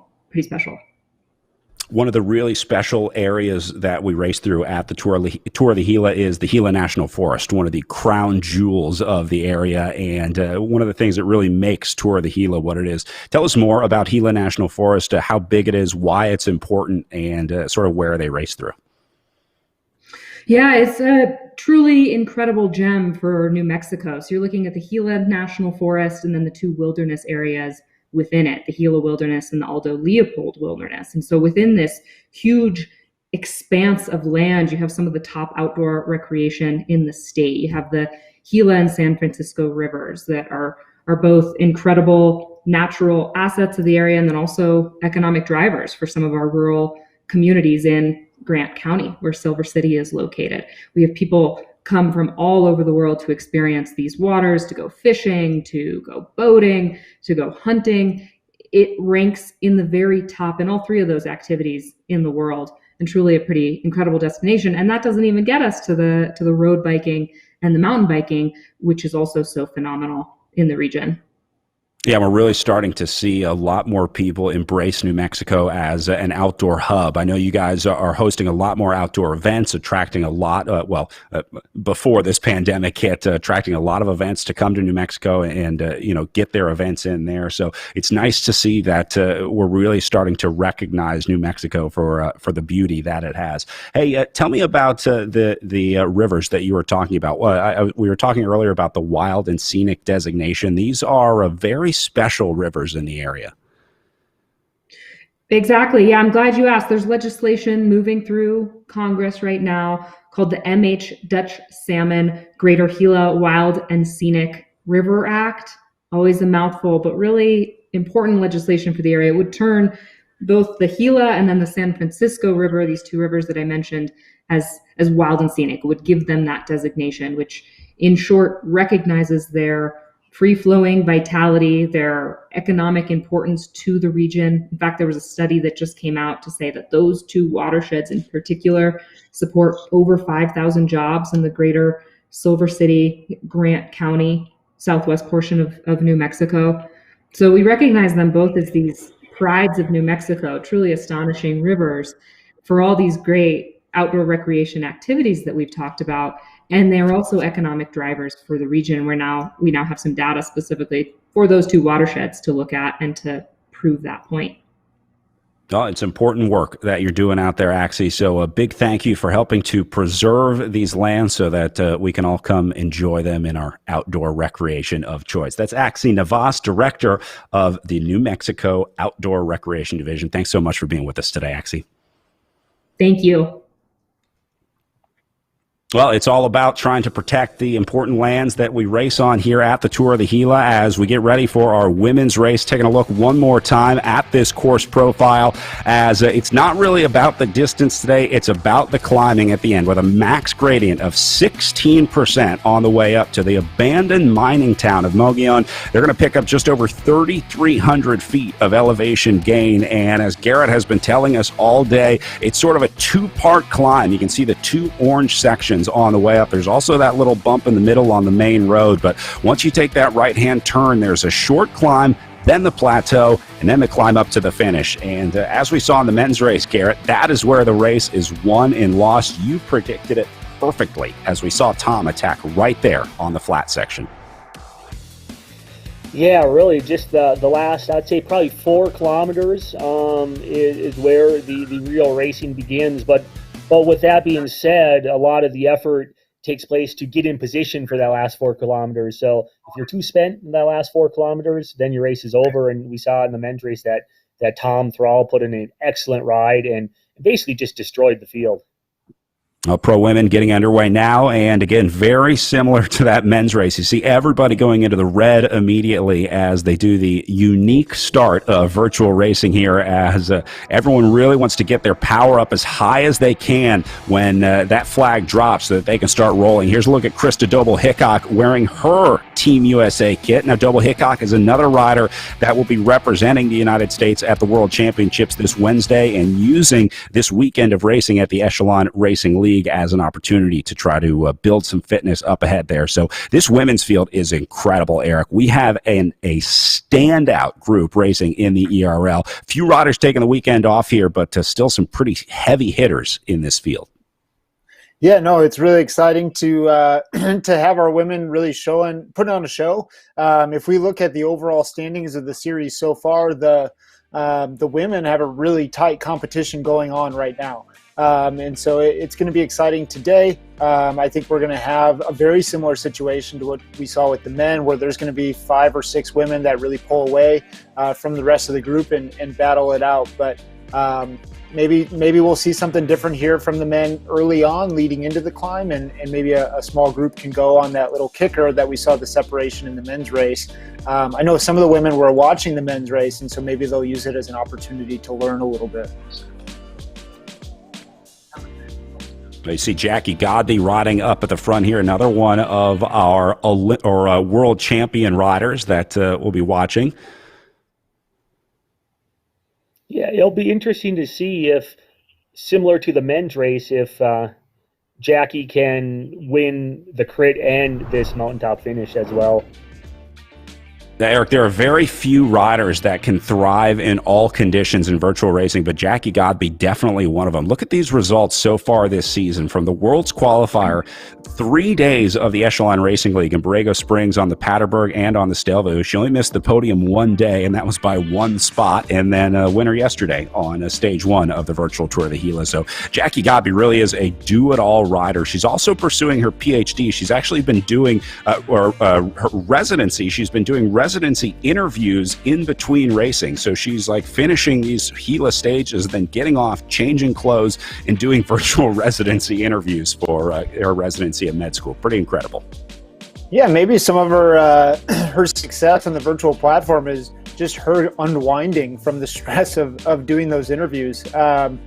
Really good opportunity to get on there and just let it all out. And so maybe that's what her secret is right now. I don't know. Well, you know she's a special kind of person because she comes from a triathlon background. It takes a special kind of crazy to do a triathlon. So Godby she is a 3-time winner of the Chicago Triathlon in her home of Chicago, Illinois. So obviously a talented triathlete before she came to virtual racing, but really just started racing virtually this year with the pandemic, and she has taken quite a shining to it over the last few months. So good to see Jackie Godby riding up at the front here. Now, Godby rides for the XXX Athletico team. It's a club out of Chicago. We see them racing a lot in real life races, but she's wearing the USA kit because obviously she made that World Championship selection. So she gets to wear the Team USA kit up until the World Championships this week. So not wearing her XXX kit, but we'll see her back in that after the esports worlds are over. Unless, of course, she's wearing the digital world champions jersey, which, yes, there is a rainbow jersey awarded to the esports world champion. It's sort of a pixelated world rainbow stripe that the riders will have to wear on their virtual avatars. So pretty cool stuff happening in virtual racing. Yeah, absolutely. It's going to be groundbreaking this Wednesday. We've been talking about how virtual racing is a discipline of its own. It is very different from time trialing, criterium racing, or road racing. And it is a discipline in its own right. And so the UCI and the national governing bodies are starting to recognize it as such. They started to put rules and regulations in place to help regulate what virtual racing looks like and how it's delivered. And now we're going to be crowning a world champion, which is extremely unique. And we'd encourage you to tune in on Wednesday and watch some of the riders that are racing right here in front of us. Give it a go and see if they can pull on those rainbow stripes. Amy, D Foundation moving some riders up the left-hand side of the group. This is the team of Elena O'Mara, another standout rider here in the Echelon Racing League. O'Mara, third place yesterday, also a stage winner of the Echelon Racing League preseason event as we did those RGT railroads. Eric, this is another rider that we're going to be hearing a lot about. Just started racing a few months ago on the virtual platform, just started riding a few months ago, but got a coach, found the Amy D Foundation team, and now Elena O'Mara is well on her way to being one of the top virtual riders in the country right now. Yeah, and she's a standout runner in her own right. She ran for Michigan State University, and you don't do that unless you've got an engine. And so she's got an engine on her, and now it's just a matter of being able to pick up the nuances of racing. But the fitness is there, the engine is there, and clearly she's learned quickly. And another individual pursuing medicine and studying to be a doctor. There's something to it. She can pay attention. She's got focus and concentration, and she's able to pick up on little details and apply them quickly. Yeah, Jackie Godby said straight up, so much of my med school was about just hanging in there, right? Fighting through the difficult times. And that's she draws a big parallel between that and racing. Garrett, sometimes it's just about who can suffer the most in a race like this. These riders, for the most part, are pretty well matched when it comes to fitness. Once you start getting towards the high end of fitness, there's not a lot of leeway there. So these riders are relatively close on what they can do. There's a big mental element of how hard they can push themselves.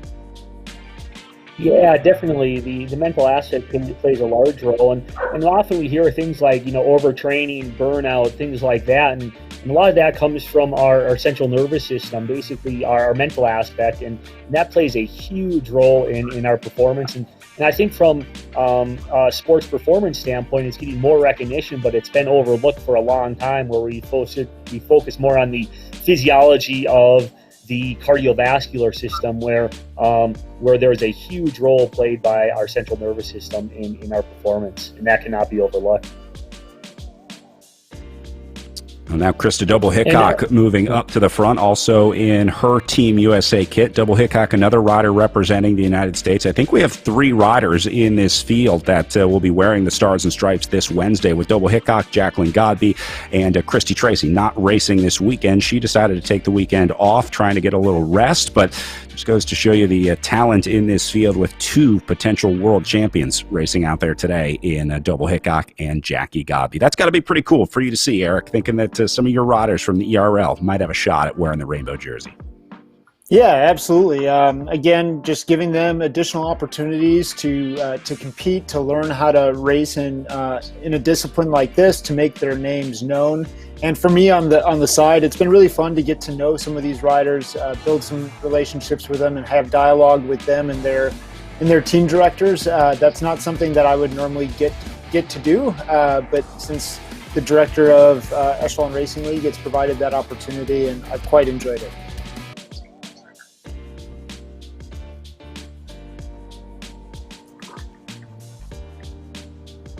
Well, now just playing the waiting game as we wait for this initial selection to be made. This group maybe a little calmer than the men as we start to see some riders shooting towards the front. But I think this might take a little while longer because we just haven't seen the early attacking that we saw from the men. A lot of those guys were going red for the first 2 minutes. Obviously, it's not a very good strategy. So maybe the women's field just a little smarter than the guys, playing it a little smarter out there in terms of conserving their power, conserving their energy. They probably realize how this one's going to go down. And a lot of these riders, Eric, will have watched the men's race as well. We heard a lot of riders yesterday talking about watching the men's race just to try and get some insight or intel on the course or how the race plays out on the course.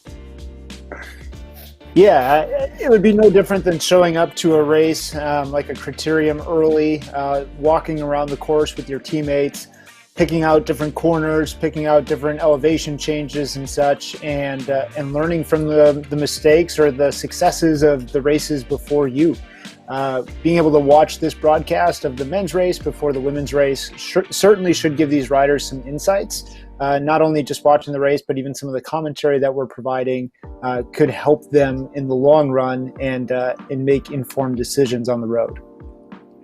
Here goes Stephanie Sidlick taking a look off the front for the Velocity Vixen team. Stephanie has also been a consistent rider in this field, riding at the front. In fact, even Jackie Godby was saying, I learned a lot from watching Stephanie race. She learned how to ride a consistent race because on the Stelvio day of the Echelon Racing League, a real road stage race, we saw big attacks at the front, and then Sidlick was just sitting back in third, fourth position, but rode it slow, rode it steady, and rode her way into a top 5 finish. So it was an impressive ride for Stephanie Sidlick. I think today might be a good day for her, although it requires some explosive power, so we'll see if she can sort of switch that on from the long sustained effort that we saw a few weeks ago.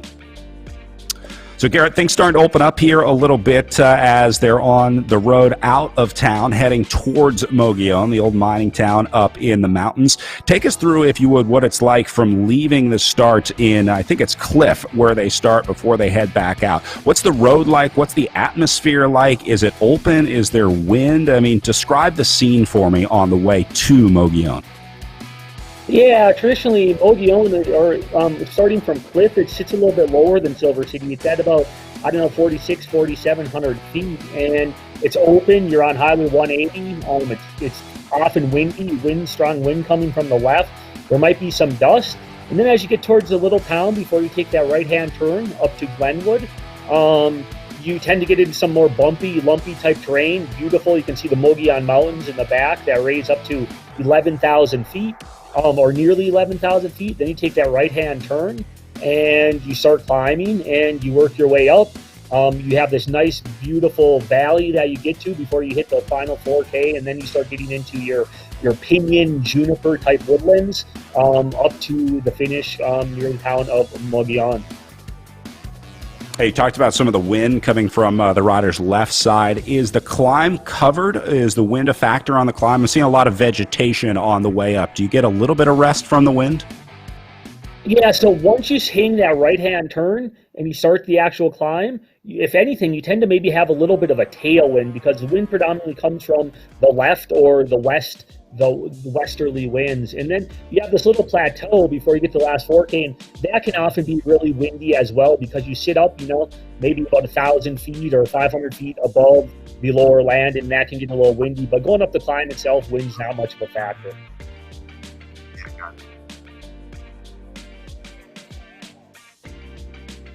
Well, riders back into the green zone here. As we see riders continue to chase on at the back, but mostly just settling in. This looks like it's going to be a lot very similar to the men's race, Eric. Riders falling off the back until it gets down to maybe 15 riders, and then they start attacking each other. But maybe just trying to get rid of some of the bulk of this field before they really launch the big attacks. Yeah, and right now you can see we're on a bit of a descent as well. -2, -3%, and in the RGT platform, even the smallest of gaps can shoot you out the back pretty quick from the draft. And so riders need to be really attentive here. You don't want to get gapped. on this small descent. It's not super steep, but if you do, getting back into the group is going to be very difficult. And because of that, I think we are going to see a narrowing of the group and probably see 15 or so riders, be the story of the rest of the day from here on out. What I think is interesting about, and I think great about this e-racing virtual platform is, as you mentioned in the women's group, the top couple of performers, one was a former triathlete and the other was a college runner. And from this virtual platform, as long as you have an engine, you can perform really well at these racing events. What'll be interesting to see is if these individuals can then learn the skills, and this can translate into success on the real roads as well. So it's a good benefit for people willing or thinking about maybe transitioning from running, etc. And physiologically, it's a lot easier to go from running to cycling than the other way around. So that's a good thing about this platform. Already seeing some riders falling victim to the early pace. Here's Stephanie Sidlick, who we were talking about before. Sidlick off the back, but don't worry about her just yet, because this is, I don't want to say one of her specialties, but Sidlick is too strong to get dropped right now. So that was just maybe a lapse in attention, maybe a drop out of the power, something like that. So Stephanie Sidlick is definitely a rider that we expect to be in at least inside the top 10 for my money. So you'll see some riders starting to drop off the back, Eric. A lot of times it's just not enough power for a couple seconds, maybe a dropout if you have a Wi-Fi issue or something like that, but usually those riders can recover. It's about being able to cover those mistakes that you can get back into the group. Yeah, absolutely. Just like in real life, crazy things happen in the virtual space. Sometimes we have flat tires, sometimes there's weird crashes, sometimes you get caught out on the wrong side of some traffic furniture or whatever. All of those things happen in real life, and we have things like power dropouts and whatever in the virtual space as well. And riders need to learn how to manage them and deal with them, how to keep their cool, how to get back to the group, and then ultimately how to prevent them. And so it comes down to mastering your craft and knowing how to make it work for you. Yeah, Garrett, I always thought that was the true mark of a pro on the road, was how they dealt with the mechanical, usually a flat tire. You can tell who's been there before and who hasn't. The pros know how to stay calm. They just calmly get off the bike, maybe undo the quick release skewer if they want to try to help the mechanic out. But you see a lot of amateurs panic. They're like, how can I help? I'm going to take the wheel off. I'm going to try and get ahead of the mechanic. But the riders that have been there before know to just stay calm. It's going to get fixed as soon as it can. And you just have to kind of trust in your team, trust in the system, and trust in your mechanics. That is correct. And I think it goes actually a little bit of both ways, right? Not only the rider experience, just simple stuff, knowing what side of the road to pull off on, etc., to get your tire fixed, shifting your gears all the way down to, the bottom so that it's easier to change your tire, etc. But with that being said, then your team drivers or your mechanics are a lot better as well compared to the amateur level. They're quicker at, putting your tire in, helping you draft you back to the field, etc. Whereas a lot of times in the amateur level, you get your tire changed and the car is gone, and they don't help you get back to the field at all. So sticky bottles tend to be very helpful when you're trying to get back to the field. I remember my first experience with a professional mechanic. We were just at a race in the Midwest. I think it was actually Super Week back in the day. And I took my bike in, and it was like everything I had done wrong, right? The quick release was on the wrong side. It was facing the wrong way. I was in the wrong gear trying to get the the wheel taken off. So it's just one of those things that you kind of have to learn through experience. And it's the little things that contribute to making these riders pros, to the overall sort of a canon of being a pro. So the dealing with mechanicals is just one part of it. But yeah, Eric, it is a whole new breed of mechanicals here in 2020. Now we have virtual and technical mechanicals as well. Yeah, yep, it is. And like I said, it just comes down to the ability to manage stress, to troubleshoot issues, and to make sure your equipment works for you. That means pre-riding courses. That means using the platform frequently and becoming familiar with it. All things that we would expect a professional to do on the road in real life. Just because you're at your own home and doing something on the internet doesn't mean that it doesn't require some effort and special attention. I actually saw one of the... go ahead, Garrett. Oh, I was just going to say, I know from personal experiences, virtual mechanicals result a lot more cussing for me than actual mechanicals out on the road. Some things are easier to fix than others, that's for sure. I would much rather try and put a chain on than try and diagnose my Wi-Fi network. I have a much better chance of solving the first than the second.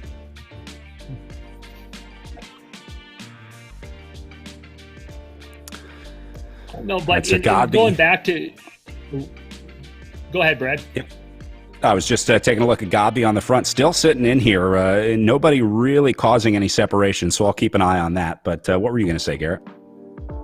Oh, and just, even speaking back to mechanicals and going back to team cars, etc. And even when you're experienced, not just being an amateur makes it, harder for mechanicals. I remember one time, after going back to the team car, I had loaded up on bottles and my handlebar got stuck underneath the passenger side mirror. And eventually the car took off and my handlebar eventually broke free and I ended up in a ditch and I hit a barn and my bottles splashed everywhere and whatnot. So it can happen to anybody, anytime. And then the amazing part of being a bike racer is you probably got back up, collected the bottles, and were like, put me back out there as long as nothing's broken on the bike. It's you got to be pretty tough in this sport, that's for sure. And luckily, there's no virtual crashing yet. I don't think we've seen anybody have any virtual crashes, though some riders have been reporting that at the end of the races, they're a little wobbly when you get off the bike, right? Yeah, no, I mean, I think between the legs just, being completely cooked and trying to unclip and step off can definitely be a challenge. And then some of these riders are actually racing on rollers as well, which is extremely impressive. And that would be more, a really hard task to stay focused on all of the data that's on the screen and making in-race decisions while also riding the rollers is something that would be really impressive. But some of these riders are doing it. But if we're going to see a crash, it's probably going to come from that scenario.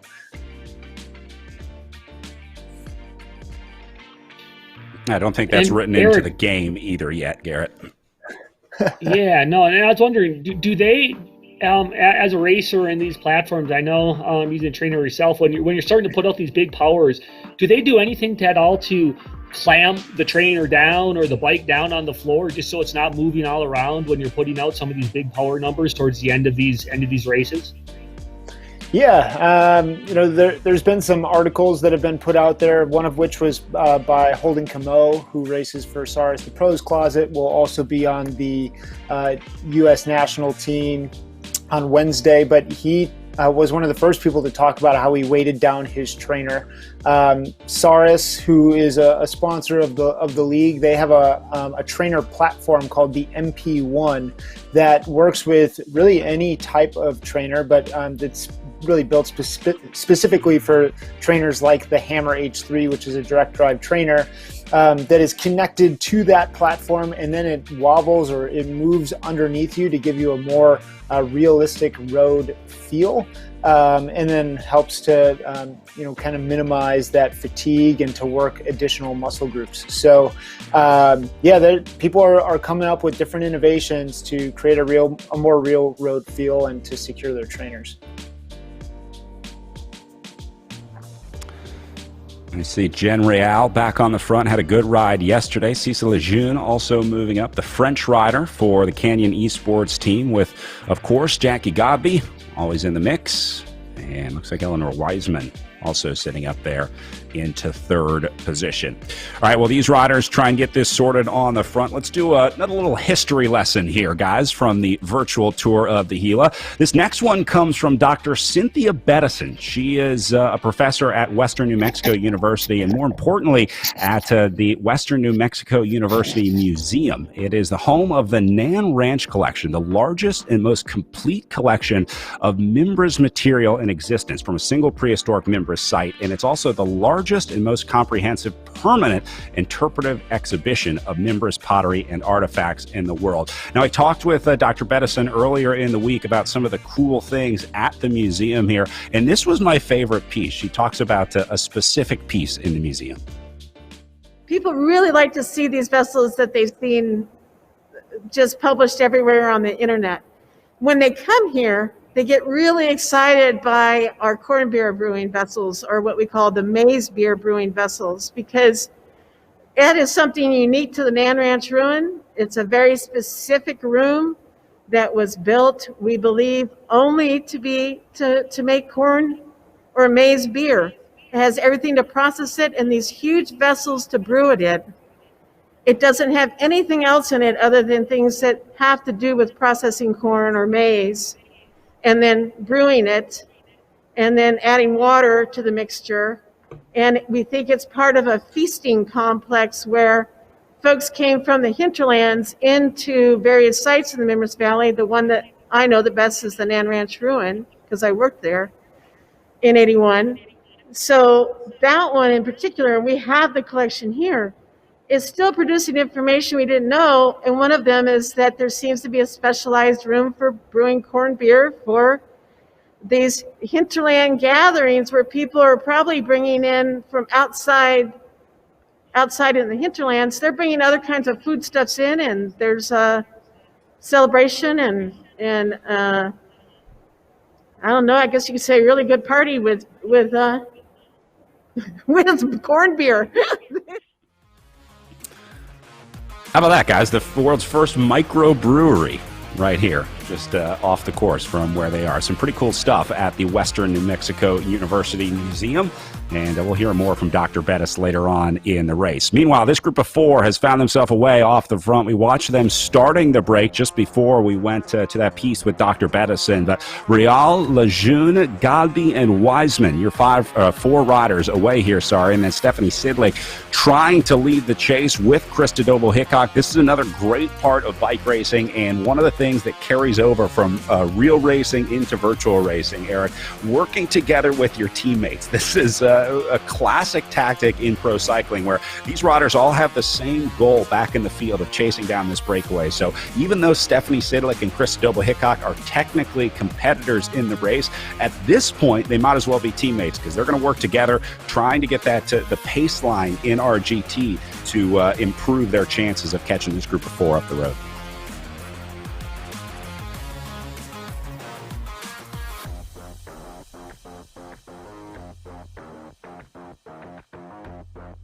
Necessarily this point in the course, but I like it, and we'll see what happens or results from it.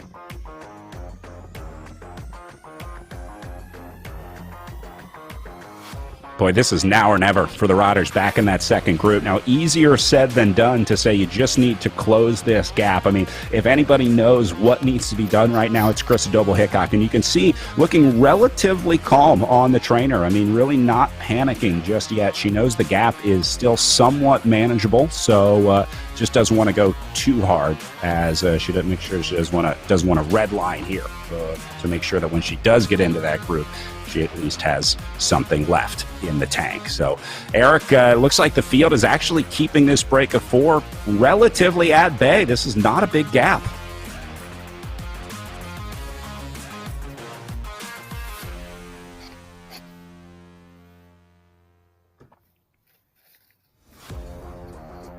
Group, but we have people like Crystal Doble-Hickok. We have Maddie Ward, who just signed to Team Tibco, but is racing for Amy D Foundation here.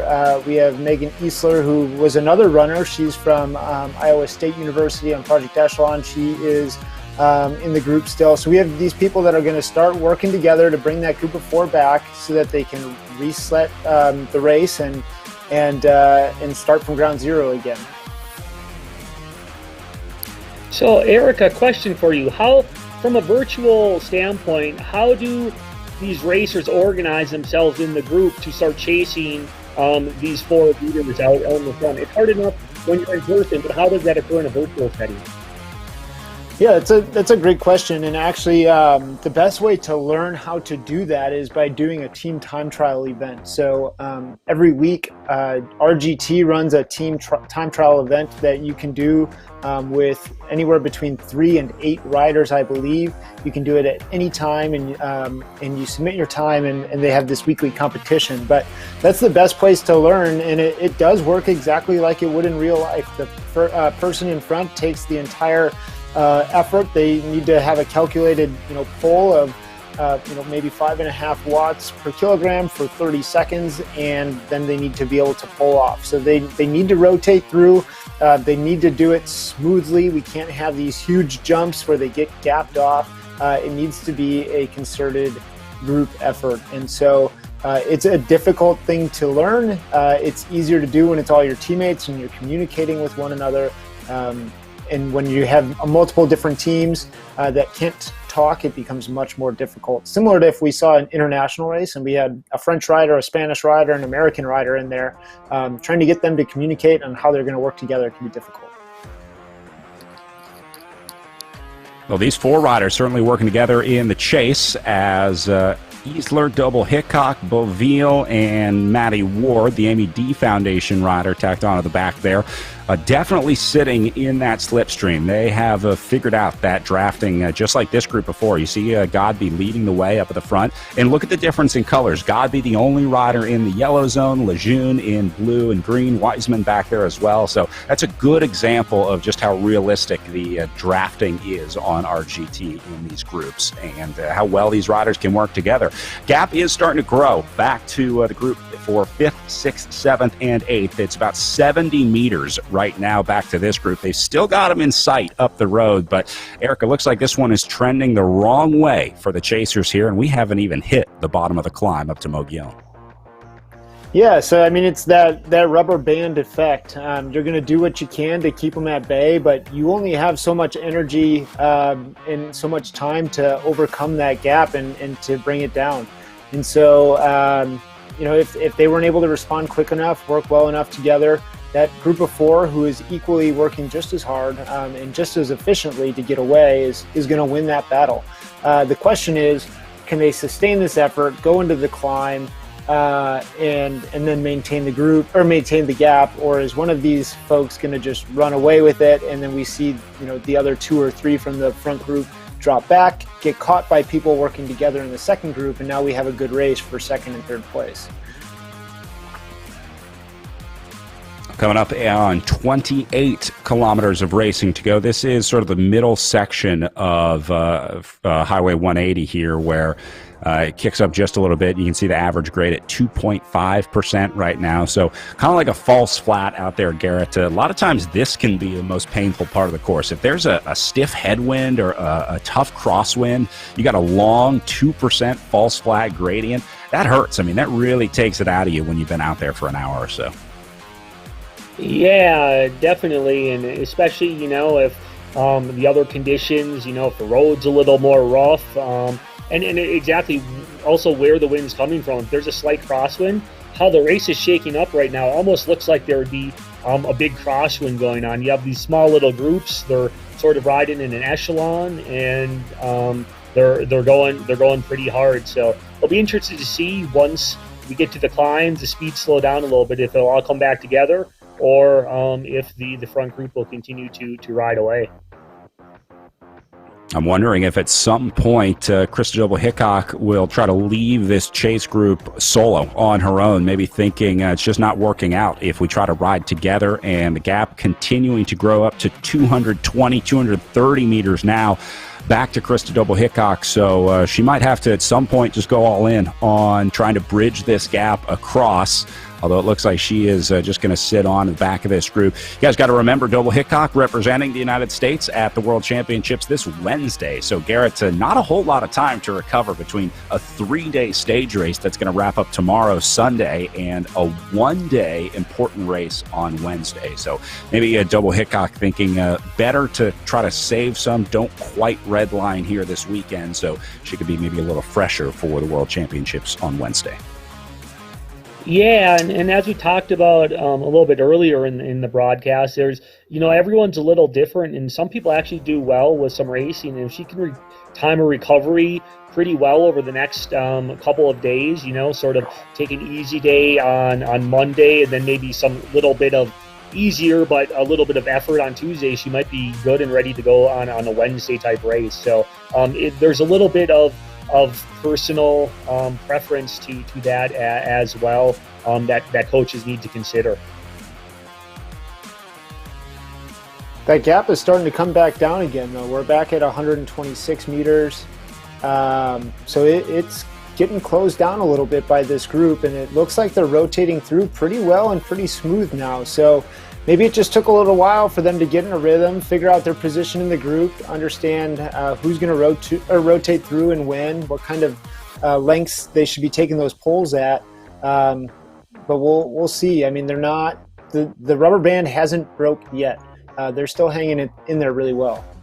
I think they're getting a few more riders coming up to help them in the chase group as well. I think there are some riders coming out of the field to join that group. So maybe the addition of some fresh legs. I see Russell moving up into what is now 7th position. She was a new addition up there. So they're starting to add some riders in the chase. Maybe some fresh legs will help to bring this gap back, although it's back up to right around 200 meters now. So, Garrett, this is so frustrating, real life and virtual. You talked about staring at the hub in front of you, staring at the rear hub of the rider that you're trying to follow.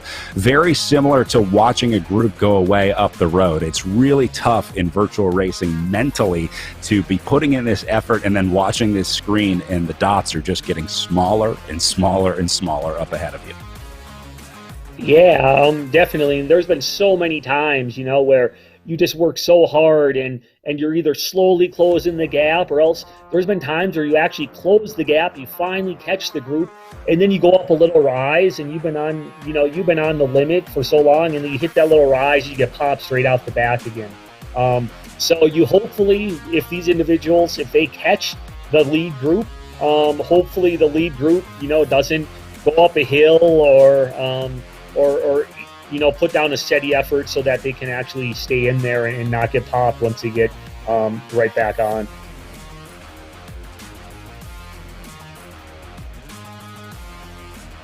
Gap going up again, 240 meters now, back to this group.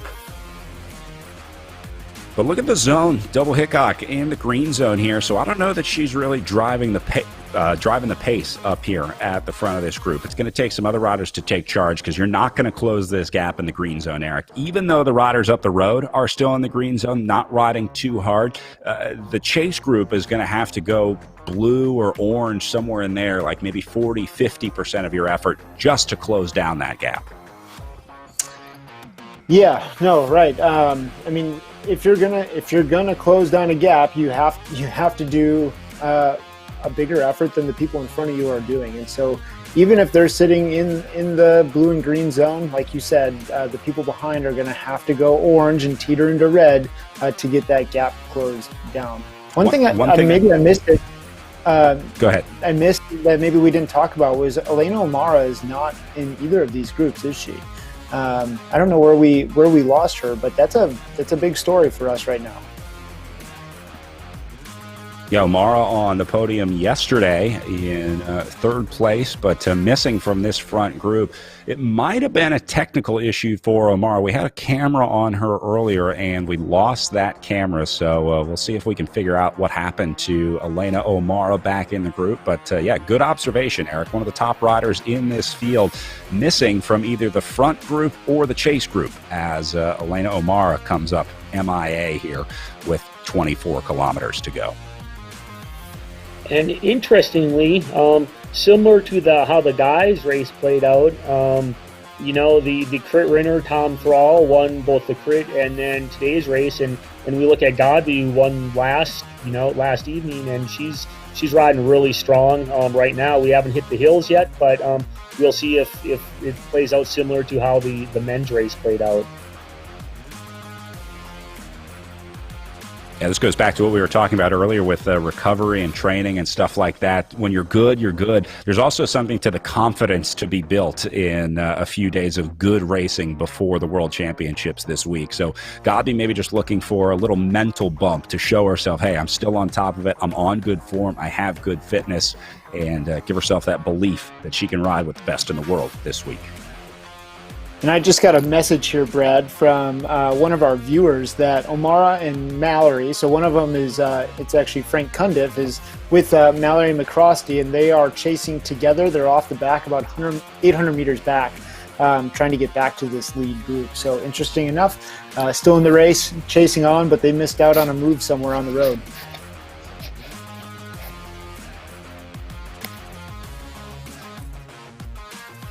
Yeah, just reading through some of the comments on our Facebook and YouTube pages. Andrew Walter with a good question. Any riders in the chase group that don't have a rider in the front group? Saying, obviously, you're not going to chase down a teammate up the road. Good observation. A rider like Maddie Ward, though, no riders represented in this breakaway. Chris Doble-Hickok doesn't have any rally cycling riders in this breakaway, her trade team, but she does have Jackie Godby, her national teammate, but I don't know that Doble-Hickok would really be letting off the gas here to give a win to Godby. I don't know that the national team members are really riding as a squad here in the ERL. I think Godby is pretty much riding her own race at this point, but good observation there about the teams in the chase and up to the front group. Yeah, you don't get to this level without being just gritty and competitive. So there's no way Kristen Doble-Hickok is sitting back there and saying, oh yeah, I'm going to be teammates with her on Wednesday. I'm just going to let that go.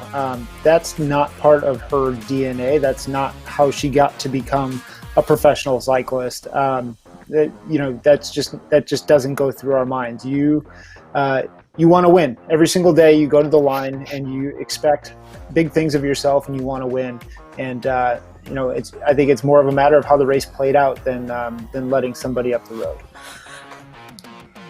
All right, we've located O'Mara and McCrosty in 16th and 17th place right now. So these riders riding together in real life. They're next to each other in real life in, I think it's Elena O'Mara's garage, but they are having trouble off the back here. So trying to work together, trying to get back up there, but probably not going to happen for O'Mara and McCrosty today, as it looks like they're going to be just a little too far off the back, having lost the draft. Just goes to show you, Eric, even the best riders can struggle on these long days of racing in virtual racing here. Find yourself just letting a small gap open up. Again, it's really tough to cover that gap, and I have to think that that's what happened to Elena O'Mara and Mallory McCrosty here, because these are two incredibly talented riders. There's no doubt in my mind that they should have the legs to be up there in the front group. So I don't know if it was a technical dropout or just a lapse of attention, but two very strong riders now struggling to stay inside the top 15. Mm-hmm. Yeah, I know for myself, I'm somebody that in these really long races in real life on the road, I'm able to let myself zone out a little bit, maybe talk to an old teammate or a friend in the peloton, especially in the transitional parts of the stage where maybe the brake has already went up the road. In the virtual space, I mean, if you don't look at your screen for 10, 15 seconds, a lot can happen in that very short amount of time. And you can find yourself in a position of difficulty. And so there's a very good possibility that that's what happened here. Yeah, and even a little bit of separation back in this group. O'Mara is starting to gap off Mallory McCrosty, as maybe Elena O'Mara is going to try and head out on her own here. Guys, to talk about why this is so surprising to see Elena O'Mara off the back, you got to go back and look at the body of work for O'Mara this season, currently leading the series by just 1 point ahead of Jackie Godby. So if Godby is riding that way up at the front, you would think O'Mara would be able to do it. So that's why I'm so surprised to see Elena O'Mara this far car off the back. Now, Chris Doble-Hickok sitting third place overall in that second chase group on the road. And then we also see Stephanie Sidlick in there as well with Doble-Hickok in the chase group right now. Chris Tracy not racing this weekend, so fourth place overall up for grabs. She won't get any points this weekend. That means that riders like Sidlick, Chafin, Esteboville, I know, is in this group. They should be able to move up on GC if they can have solid rides over the next 3 days. So we might see some reshuffle at the top of the GC at the end of this one at the virtual tour of the Gila.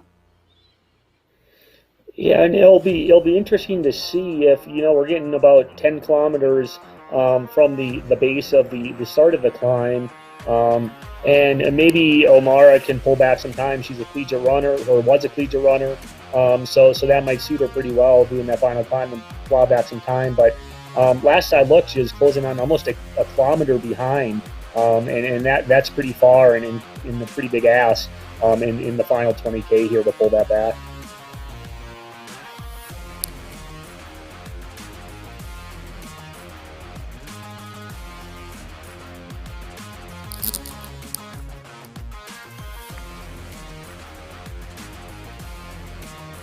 That gap, though, to the second group is just sitting there at 250 meters. I don't know if they're just kind of waiting for each other and playing games, and they're sitting content and waiting to get to the big climb of the day before they really throw the hammer down, or if it's really just an equal match between that front group and that second group. And they can't get away. But if that second group is bigger, which it is, and people are taking more turns and they're conserving some energy, I wouldn't be terribly surprised if somebody could jump out of that group and get up to this first group on the climb, because this first group has got to be expending more energy. Yeah, so there's basically three groups out there right now. The lead group, this is the third group sitting behind as we look at the battle for 12th through 14th, basically, in this group. Again, with some really strong riders. Angie Buonasesi up at the front with a little gap. See Anna Rogers there, another Canadian joining up. And you can see the numbers to the left of their names. That's the current place that they're in. So 11, 12, 13, and 14 here just behind that duo of McCrosty and O'Mara. Sidlick starting to surge a little bit. These groups are starting to break up, guys. They're realizing that when they get to the bottom of this climb, it's going to get a lot harder. So I think Garrett predicted it perfectly that at 10K from the bottom of the climb, this is where things start to heat up, because the Mogollon climb looming in the distance really starts to become real. Does that happen in real life, Garrett? I mean, can you see the climb on the road when you're driving down Highway 80? Can you see the road that you're going up off to the side? No, not really. It's kind of, you go through this little town of Glenwood, and then it gradually, you sort of going uphill, but then you take a right-hand turn, and then you can sort of see where you're going. So this one is not like you're going up a prominent, huge mountain, but once you take that right-hand turn, you're going to go uphill. And what will be interesting to see is, as we get a little closer to that 10K mark, sort of where the climb starts, is if any of these people in this front group start sitting on, conserving a little bit of energy to save that for the climb, because I know that happens quite a bit, and that might allow some people from the second group to bridge this gap and bring it back a little bit. So we'll see if anyone starts conserving a little of energy, sitting on before we start hitting this climb. Godby opening up another small gap, although I think this is just by, I'm not going to say by accident, but not necessarily meaning to attack here off the front. You see how quickly the colors change for Lejeune, Real, and Wiseman as they want to make sure that they do not let Godby get away today. Don't forget, official Echelon Racing gear available at wearenations.com. You can find all your favorite team gear up there. I'm still working on my personal line of merchandise. I know Eric is acting as my agent on this one, but we're trying to get some custom T-shirts up there for me. We're still working on the design process and getting some copyright rights cleared, Eric. I think that's right. Yeah, who doesn't want a T-shirt of Brad Soner with a mic it's just my face. It's just a giant picture of my face on the T-shirts. Those should be available this week, and I'm sure it's probably going to crash the store, to be honest. I would make sure those guys have a little extra server space on wearenations.com when that collection drops. I mean, I think it should become the USA Cycling employee shirt, something they can wear every Friday or something like that. I have a feeling the morale at the USA Cycling office might drop a little bit if they all had to wear shirts with my face on it. That's for sure. I think they have enough of me out there in Colorado Springs.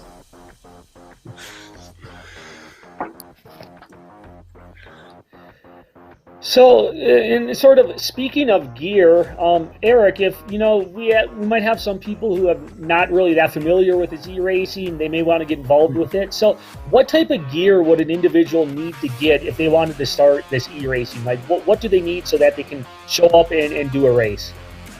Yeah, for RGT particularly, you need 2 apps. One is a mobile app for your phone, and or your iPad.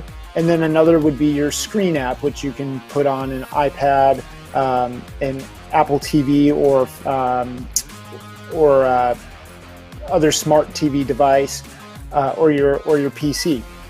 And so you connect those 2 apps, and then you would need either a smart trainer, so a trainer that gives off a Bluetooth signal that can connect to your mobile app, and that's what communicates all of the data that we see on the screen right now. Or you could even use Bluetooth or ANT Plus enabled power meter. But you need something that would give you power data. That's how these avatars are moving. That's what indicates the speed at which they move, how they move through the group, all of those things. And so you need power coming from some sort of source, which could either be a smart trainer or a power meter. And if you could recommend for the smart trainer, what would you actually recommend for the novice rider who's trying to start? Like a good solid smart trainer that a lot of people use. Yeah, I mean, up until this year, I was on an M2 by Saris, which is a wheel-based trainer. It worked great. It did everything that I wanted it to do, except for I wore through some tires, and it didn't quite have the stability and the big flywheel that I wanted for some of the bigger efforts that I was doing. So this year I transitioned to the Saris H3 trainer. It's got a little bit more weight to it, so it's a little more stable. It's got a bigger flywheel, so you can put out some of those bigger wattage powers.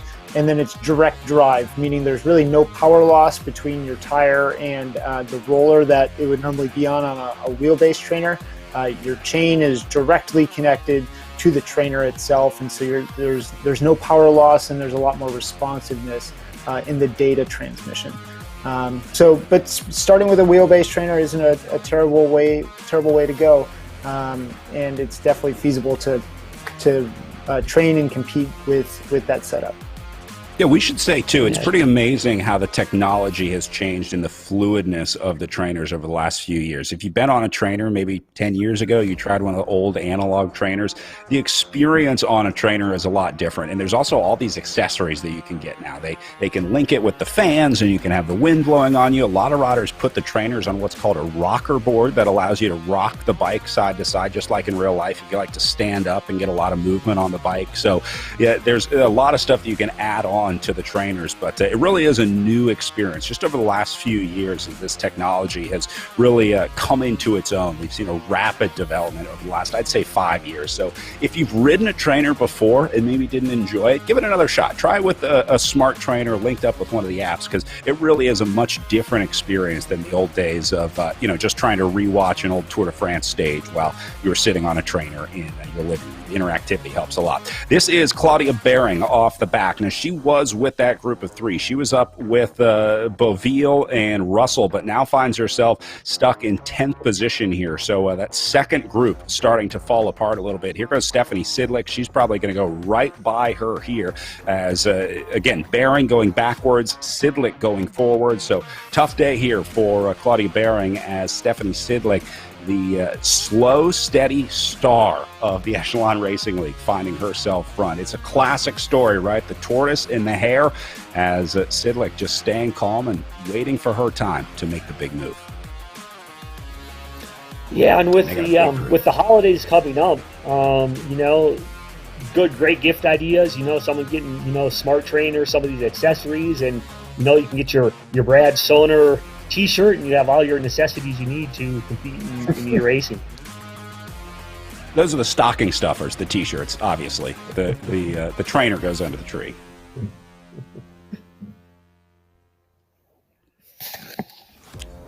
I'm impressed how well this group has been able to stick together up here at the front, Eric. There's certainly an element of skill to being able to ride in a group like this virtually. Obviously, these riders are well experienced by now, but to be able to do this for what's coming up on an hour without a mistake of getting dropped out of the group or, heaven forbid, a technical issue, pretty impressive for this lead group of 4. Well, and I think the biggest thing is they're not able to communicate with one another. So they've just clearly come to an understanding of how they're going to work together. They're able to look at the data and say, okay, it looks like every time they pull through, we're pulling at around 4.8 watts per kilogram. So that's what I need to do when it's my turn to be on the front. We're going to take 30 to 40 second pulls, and so you get into a rhythm, and they've done that nicely, and because of that, it's working for them. That group behind has done the same. They're maintaining that gap of 250 meters. That's gone unchanged for almost 15 kilometers now. So it's just this group 1 versus group 2, and but both of those groups are working really well, and they're starting to figure it out. Yeah, that is maybe the biggest thing missing from virtual racing and the group dynamic is the ability to communicate, Garrett. There's a lot of verbal and nonverbal communication that goes on in a real-life breakaway, but these riders don't have any of that. So I imagine you talked a lot to the riders that you were in breaks with, whether it was an elbow flick or just a little nod of the head. There's a lot that goes back and forth between the groups. Yeah, definitely. There's, always some sort of communication, whether you're to ease up a little bit or, slow down or pull through a little bit harder, things like that. And then as you get towards the pointy end of the race, which we're starting to get to here, it tends to be getting a little more animosity between each other. Someone's not doing as much work as you would expect, etc. So, and one thing with the virtual platform is, these riders, you can't really look at each other's faces and be like, oh, that rider looks like they're hurting, right? You don't have those sort of those visual cues as well, and that makes it a little more difficult. It's easier to play a poker face in these types of virtual settings. As always, one of my favorite parts about racing, the dynamic in the breakaways where best friends become enemies so quickly in a situation like this where they're riding together, they're taking polls, they're sharing bottles, maybe the team car is helping different teams in the breakaway. It's all for one and one for all until we get on the climb, and then it's like they just forget about the last hour and a half of riding together. So we'll see if these riders start to attack each other up in the front group, but right now it looks like they are more than happy to just sit on here. As I said earlier, straight chillin' is the French term that they use over in Europe, Eric. Well, I'm glad you know the European language because that's not a term I've come across yet. So I'm gonna have to do a little bit of research and catch on. But yeah, I think at this point too, these groups are thinking about the climb that's ahead. They know they still have 35 minutes or more of racing ahead of them. And they have to think about how they're going to get up and over that climb. Doing something silly now they're going to have to pay for it big time later on. So conservation, straight chillin' is the name of the game. Green zones all around. Like the gap's even opening up a little bit. We're getting close to 400 meter gap between the first 4 and then the second group on the road. So we have a pretty sizable margin heading into this next climb, which starts in the next 3 kilometers, 3.5 kilometers around that distance.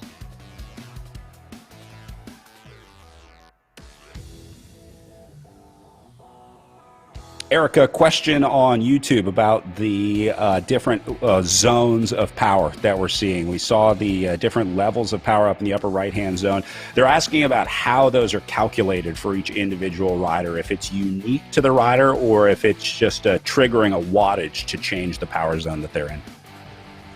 Yeah, so when you create your profile for your avatar in the RGT app, you have to enter what your FTP is, your functional threshold power is, and then those different zones, those color zones, are determined based on percentages of your FTP, and so those are rough estimates based on some research that was done by somebody in a lab, and then they're using those percentages of your FTP to calculate those colored zones. The app also does, if I entered, let's say 250 for myself as my FTP, and then I went out and did 30 minutes at 300 watts, it does recognize when you've set a new functional threshold power, and it asks you to update that in the app as well, so you do get that most accurate data.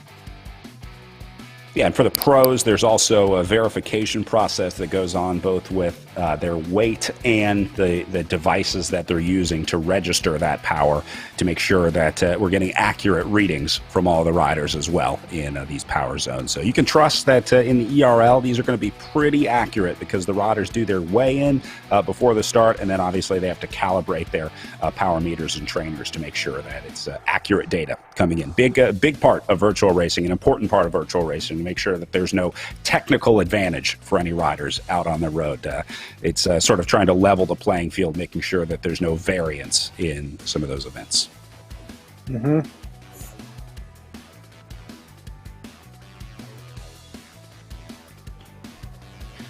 Oh, it's a long, lonely ride for Stephanie Sidlick. I'm sure she's just staring at her stem right now, Chris Froome style, head down. Just, okay, I got 13 kilometers, 15 kilometers, whatever she has left to get to the end of this day here. But man, she is grinding away, and she's doing it alone, which is the hardest way to do it.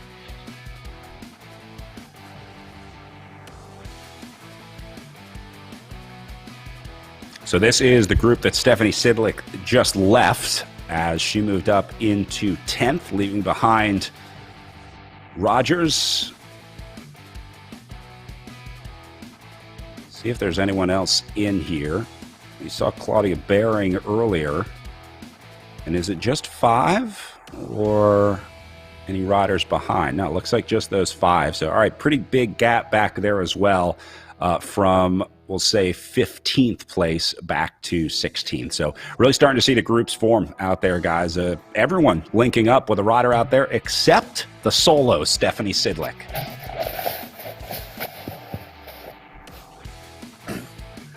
Sometimes that's easier to do, though, too, to go out on your own.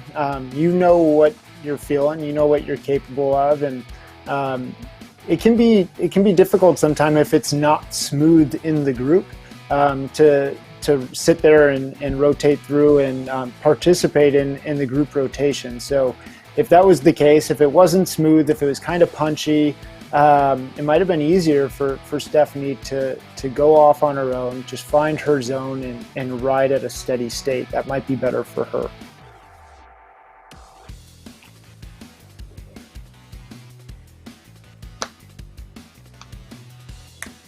Krista Doble-Hickok leading the way for this group. Again, used to seeing Krista in her orange rally jersey, which is her trade team that she races with on the road, but she switched over to the national team jersey, both in real life, you see her camera there, and on her virtual rider as well, the avatar on RGT, and I think Zwift, too, also has the Team USA jersey. So a little change up mid-season for Krista Doble-Hickok. And if you looked into the picture of her, she had a pretty nice setup. She had fan behind her, one on the side, I assume one in the front of her. So the more airflow you have, the better off you're going to be to help regulate your temperature. Yeah, she actually has a portable air conditioner that she has in her little training area there with her. We got a little tour of her pain cave before our railroad stage race. So, yeah, she is definitely committed to virtual racing here, that's for sure, with fans to spare and, yeah, even a air conditioner right next to her. Yeah, and sort of the colder it is, almost the more ideal. And you know, ambient temperature is ideal as, you know, for the human body is probably about 50 degrees, so on the chilly side, and that's also a big benefit. So she's smart from that standpoint. Look at this. She's got the thermostat right there. She can adjust the temperature from right on the bike. Perfect place for the pain cave.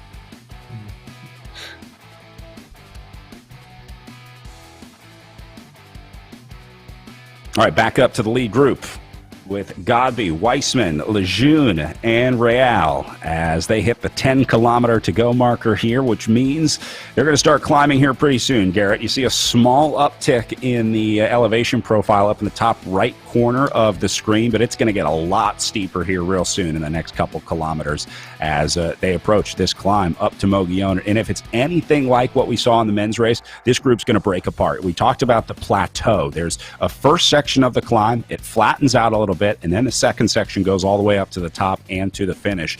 And it seems like that plateau, Garrett, is where this race is won and lost. Does that happen in real life too? I mean, is there the section on this course or on this climb that every year seems to have an impact on the race? Yeah, I think heading into it, again, this little sort of, it's a steep kicker. It's a gradual lead-in, then there's a little steep kicker before you get to that plateau. It can have some wind on that plateau, and it tends to soften up the legs a little bit, make them a little hurdy, and then once you finally hit that steep, 4-kilometer section, hopefully you were able to conserve some energy, and if not, you're out the back, and you can't really do much besides survive the last 4K from there. So definitely this lead up into the final 4 or 5 kilometers is essential to doing well at the finish.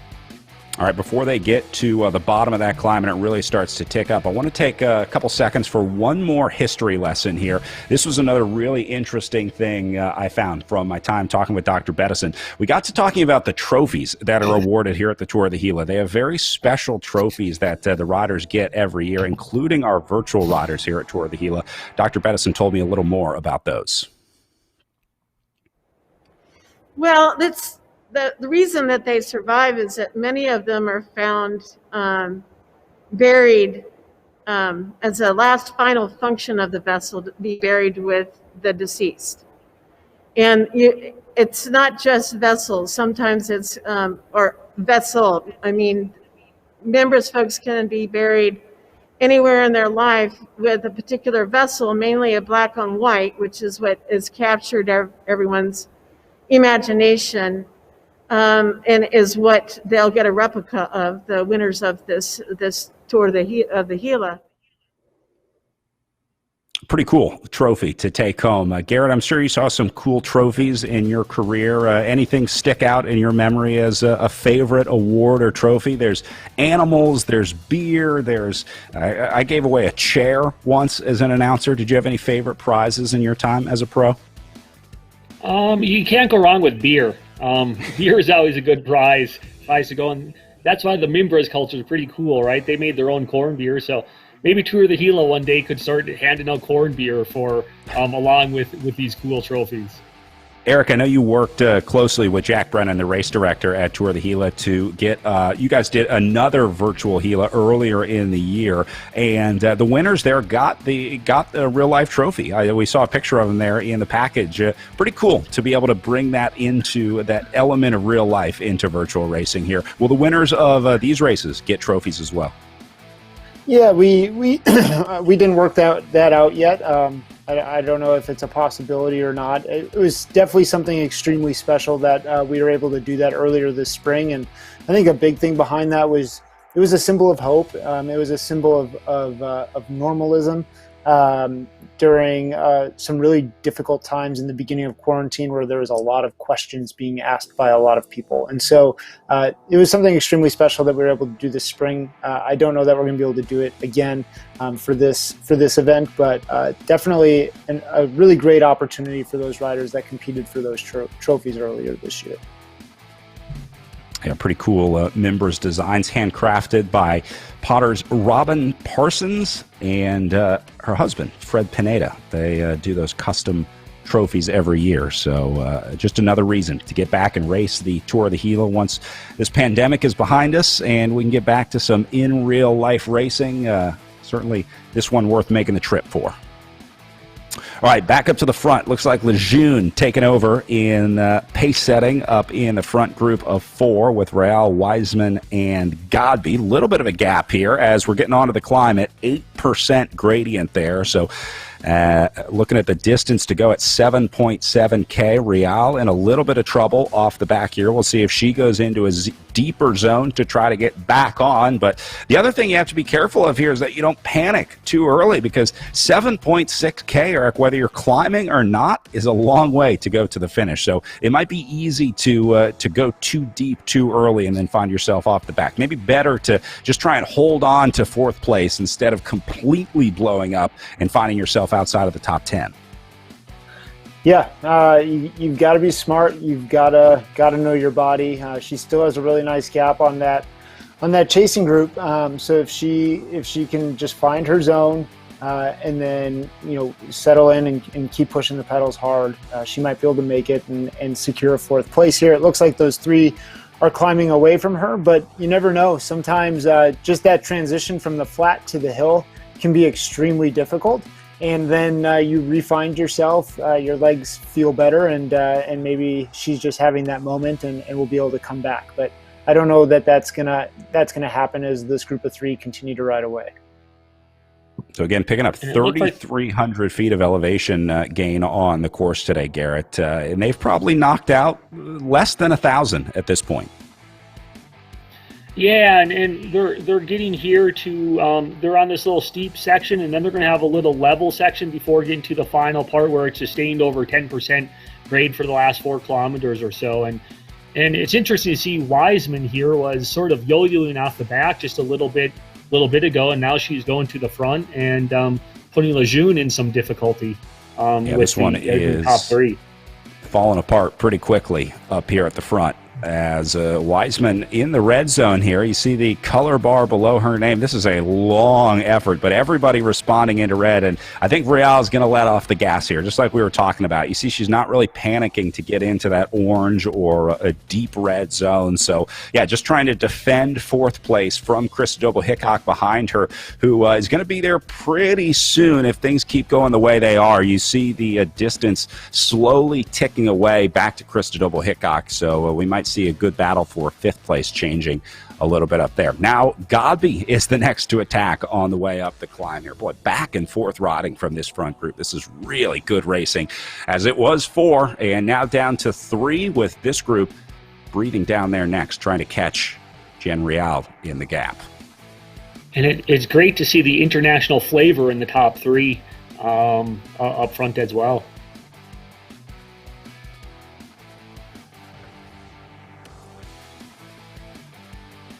Lejeune with a little gap.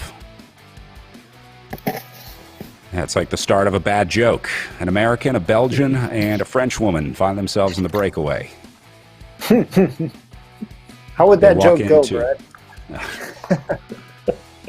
I think it's an American, a Belgian, and a French rider walk into a Nimbus corn beer brewing room. Yeah. It's I'm just thinking if they walk into a room and a fight breaks out, because that's about that's what's going to happen here in a short little bit.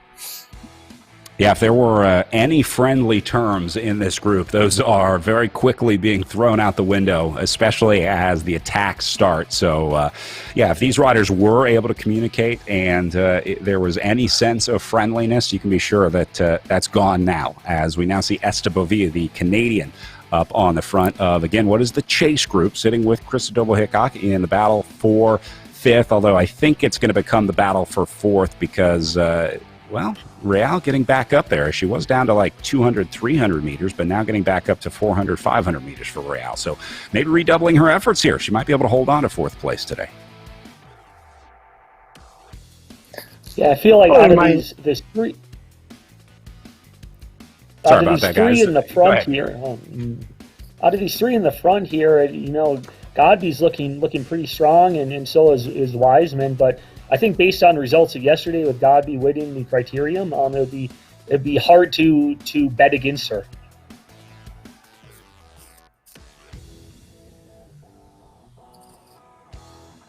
I'm getting news as well that behind Yeah, that behind McCrosty and Amara, they're joining the third group on the road.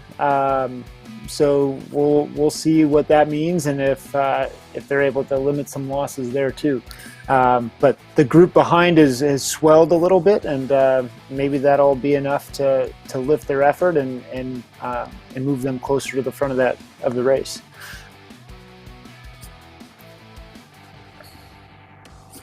And we can Matty see Ward here that just drifting off the back here, yeah. That the leaders are on about the kilometer and a half flat section before the last 4 or 5K of really steep climbing.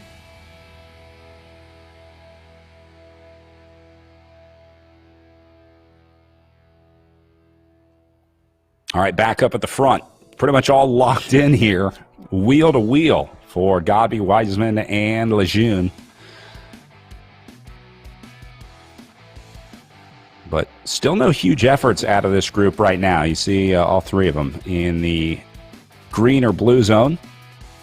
Probably at this point because they don't have anything to worry about behind them. Eric, if you're in this race and looking at these stats, are you pretty comfortable with the group behind you, the Easler Double Hickok group, coming up on almost a kilometer back now?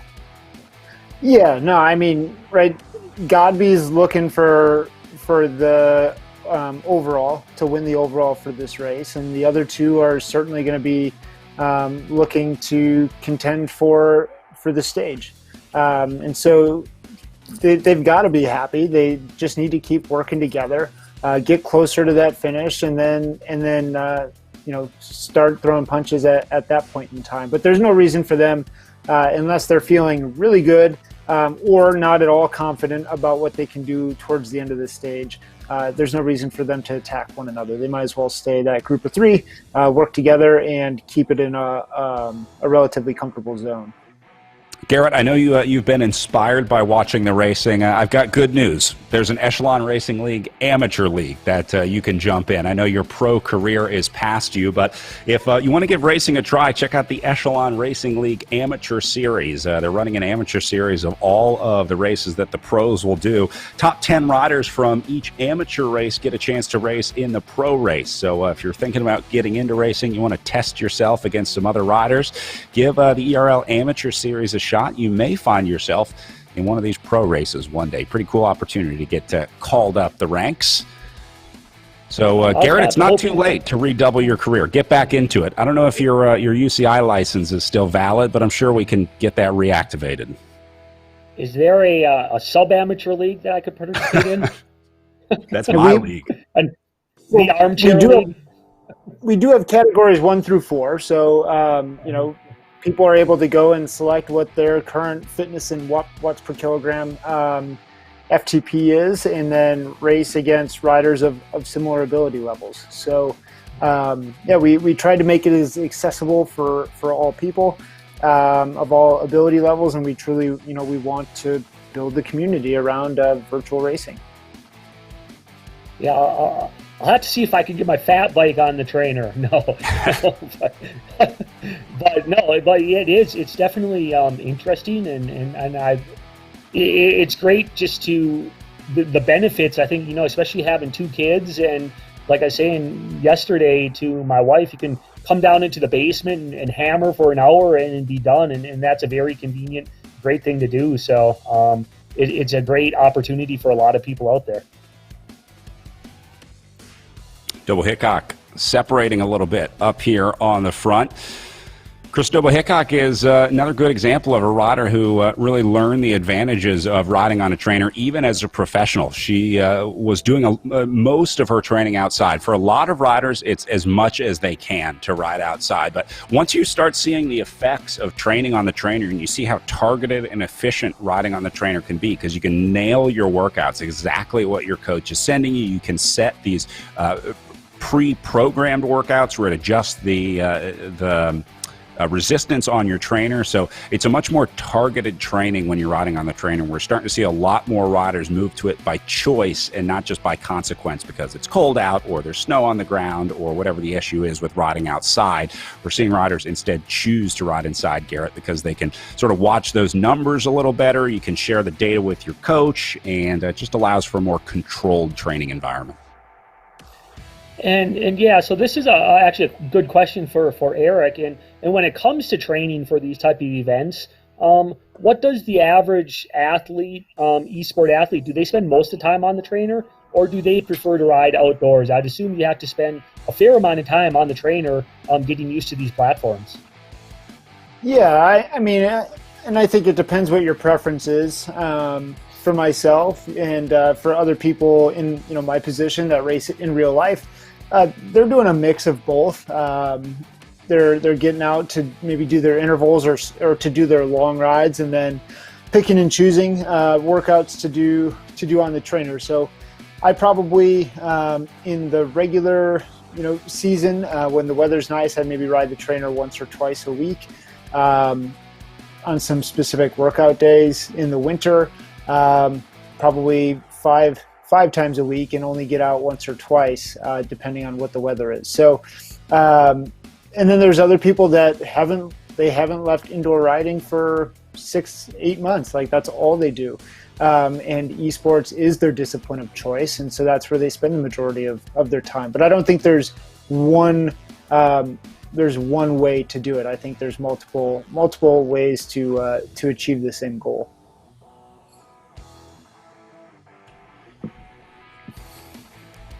Well, seeing some separation up in this front group. You see Lejeune getting dropped, and it sounds like Krista Doble-Hickok is also putting the pressure on her group back behind as she locks in with Esther Boville to try to get away, dropping Easler and Russell as Godby and Wiseman stick together in first and second here. Lejeune having a little bit of trouble after hanging on for as long as she could. This is just a slow, steady march up to the top for them. Look at that, 12.8% on the gradient. Now, there is one section where this maxes out at 16%, but it's for a very short time. So they're really averaging in the 7 to 8% on this climb on the way up, which for 20, 30 minutes of climbing is pretty serious, whether you're on the trainer or racing in real life. Guys, look at the separation back here. Doble-Hickok and Boville now finding some separation between themselves as they get onto one of the steepest parts of this climb at 12%, Eric, and this is where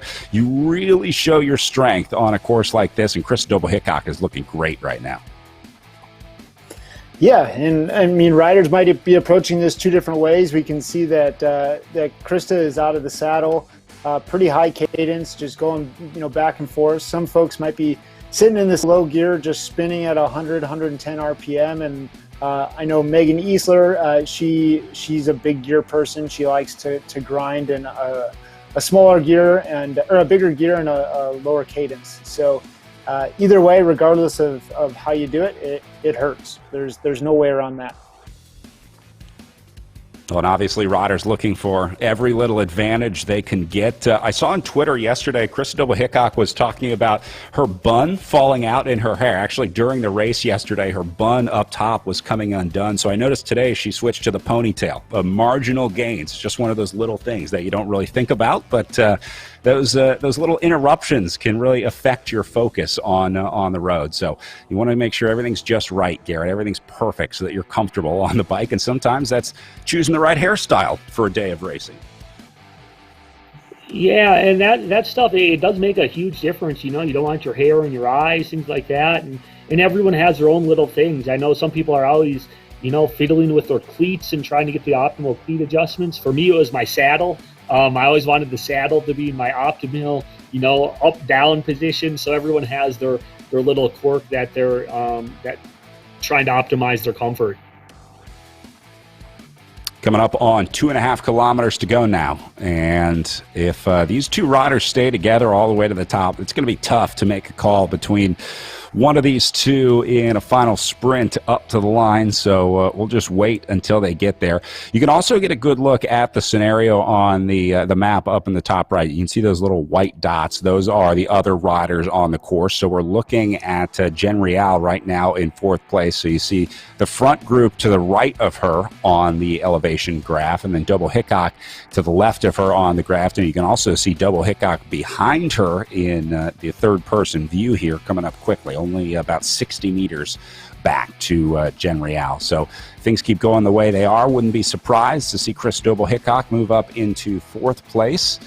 Now we're going to see if we can find Lejeune in here, because remember, she was with this group, going to be very similar to Rial. She'll be stuck by herself somewhere between Wiseman and Rial, and I would guess eventually Lejeune and Rial will come together up here. So we'll see if they work together, if they try and link up, see if they try and get some drafting going here, although typically when you blow up in a scenario like this, there is not much left in the tank to try to redouble your effort. And what I think is interesting is when you watch the percent grade in your screen, you can see how it bounces from 14, almost 15% down to 6%, and that's actually when they go through the switchbacks in the actual road. When you have the switchbacks, which the grade decreases, and then you start kicking back up again. So you can see the switchbacks in the road with the bouncing around between the percent slope. Yeah, Eric, is that weird on the trainer? I mean, does it increase the resistance just for a few seconds, I would imagine? How realistic is it to riding an alpine switchback in terms of the effort that you have to put in riding around those switchbacks? Yeah, I mean, it does. It modulates that effort, and you can certainly feel it. And there's times where you're forced to get out of the saddle just to get that extra little push. But one of the things that's interesting about switchbacks and riding in real life is typically one side of the road is steeper than the other side of the road, so you got to be able to pick a good line through the switchback. And bike handling actually plays kind of an important role in that. And so you don't have to worry about that in the virtual space. You just gotta, again, keep the pedals turning, and you got to be able to get over the top of them to get back up to speed after you do that little kick and increase in percent gradient. Speaking of a little kick, 12% now up at the front for Godby and Wiseman, as the Jaws theme music plays for Jen Rial as Christodouble Hickok gets her in her sight. Now we'll see if Hickok is going to go right by her, or if she kind of sits on and tries to stay in a little bit. I don't think there's much opportunity to work together on the climb. Obviously, the drafting diminishes as the road goes uphill, so it looks like Double Hickok will make the pass on Rial as she moves up into 4th place and drops Jen Rial down to 5th. And on this climb like this in the virtual setting, you don't have the fans to give you a little push up the hill as well, so that makes it a little more difficult. And I know I relied on that quite a bit to get over some of these hills. The physical push or the mental push? Yeah, both. The physical and the mental push, but more the physical push. Or the hand-up push, I guess, too. Was that popular during your time? I mean, I know it goes way, way back, but I feel like the hand-ups have gotten more popular over the last few years. They had hand-ups at Missouri and Georgia and all that stuff. Yeah, and even when you talk about like some of these pushing physical, Brasstown Bald in Tour of Georgia, like you'd get, if you're not the top guys, you're in the middle, like you'd get pushed halfway up the hill because there are so many fans and you can't really do anything about it. So, not that we were complaining. Yeah, that's a brutal climb. That's one that I mean, your knees feel like they're gonna pop out of your legs going up that. Yeah, and a lot of people would put smaller front chain rings on, things like that, just because it's such a steep grind and long all the way to the top. Which we're getting close to the last K here, and looks like it's going to be a battle between two people, Godby and Wiseman. Rial, meanwhile, having a tough time back here trying to hold on to her positioning as Boville and Sidlick make their way up now. And here we go. Wiseman starting to attack Godby. This is it, guys, on the climb at 1.1K to go. Wiseman first to hit out of this group of two. Now, Eric, just like we saw with Tom in the men's race, it is a gamble right here. You're going to win this race or you're going to blow up before you get there. But Wiseman obviously feeling confident, and we'll see if it pays off over the next kilometer. She's the first to attack out of the group of two. Now, how does Godby respond, Eric? I mean, is it do you slowly try to bring this back, or do you want to close the gap immediately as soon as possible? Godby, I think just given the type of rider she is, given her triathlon background and her time trial abilities, I think she's going to reel it in slow and steady, which is exactly what we see her doing right now. Wiseman, while she did get a jump on Godby, she did not get quite as big of a jump as we saw in the men's race when there was an attack with 1K to go.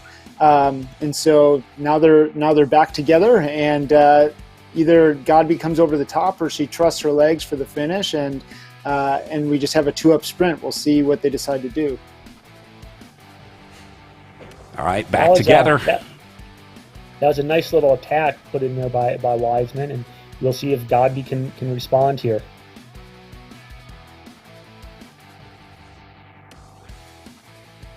Here goes Godby now.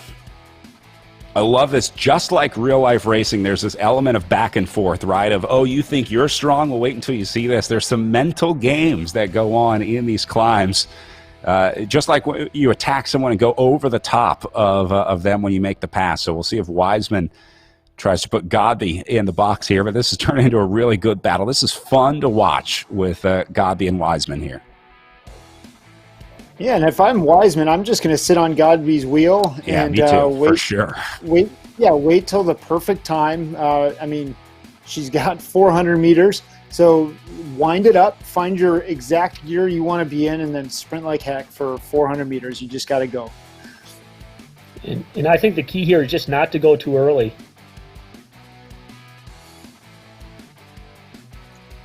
Especially up a hill like this, you can wait till the last 50 meters, 100 meters at most, and then you can really hit it. But we'll see what happens. Well, Wiseman's decided to slap back in front. Yeah, I don't know about that decision. We'll see.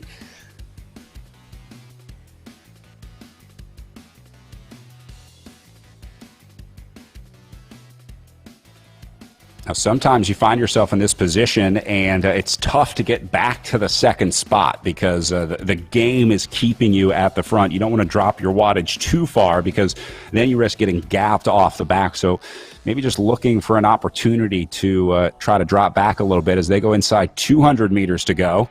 Wiseman's going to attack now into the red, but backs off. Godby goes again. This is it. Big attack from Godby here. This is why Godby's going to the World Championships. Yeah, that was a jump and a half. Holy smokes, did she open up that gap. And she's going to push it all the way to the line. There's no way she's getting caught now. That was impressive. Ow, my legs hurt watching this as Godby crushes Eleanor Wiseman on the final climb to take another win in the Echelon Racing League. Godby is in God mode this weekend, taking the crit, taking the Mogollon road race, and she's still got the Gila Monster tomorrow before the World Championships on Wednesday. This woman is on fire right now. Yeah, that was no joke. That was 20 seconds of 9 watts per kilogram. And yeah, like Garrett just said, she made that look all too easy. She knows exactly what she's doing out on the virtual roads. Wiseman across the line in second. This will be Lejeune limping home for third after a solid race out there today. It's tough when you're not racing for the front positions, but Cecil Lejeune did a great job out there to hang in, especially you see her in no man's land out here in third place. That can be mentally really tough to try to ride like that, Eric. Yeah, no, it definitely is. It takes a special person to be able to maintain that focus, stay motivated. For me, I repeat little things to myself to keep myself motivated, remind myself, to keep breathing, keep pedaling, like whatever it is, whatever your little signifier is to keep on going. You gotta find that dark black hole mental space and just embrace it and keep going.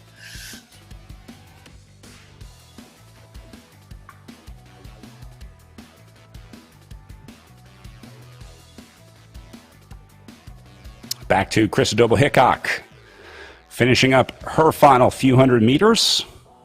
And now you can really see the effort written on her face after a long day of riding today. She looked pretty calm for most of the day, but now Chris Doble-Hickok is really starting to show how hard this course is on the way up to Mogollon for stage 2 of the virtual tour of the Gila.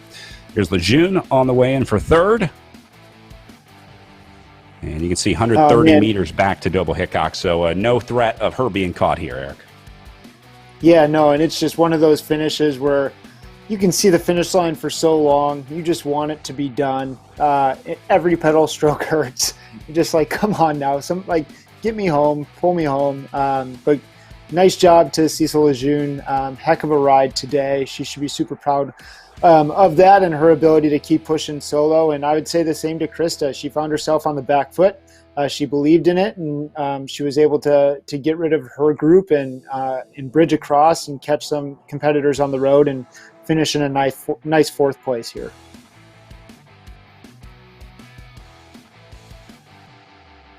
Double Hickok on the way in for fourth. Here comes Stephanie Sidlick. Looks like she's going to hold on for fifth place. I told you guys Sidlick was one to watch today. Consistent is the name of the game for Stephanie Sidlick out there. She pulls out a fifth place finish today. Great ride for the American, as it looks like Esteboville will go in sixth. She should also come across the line alone.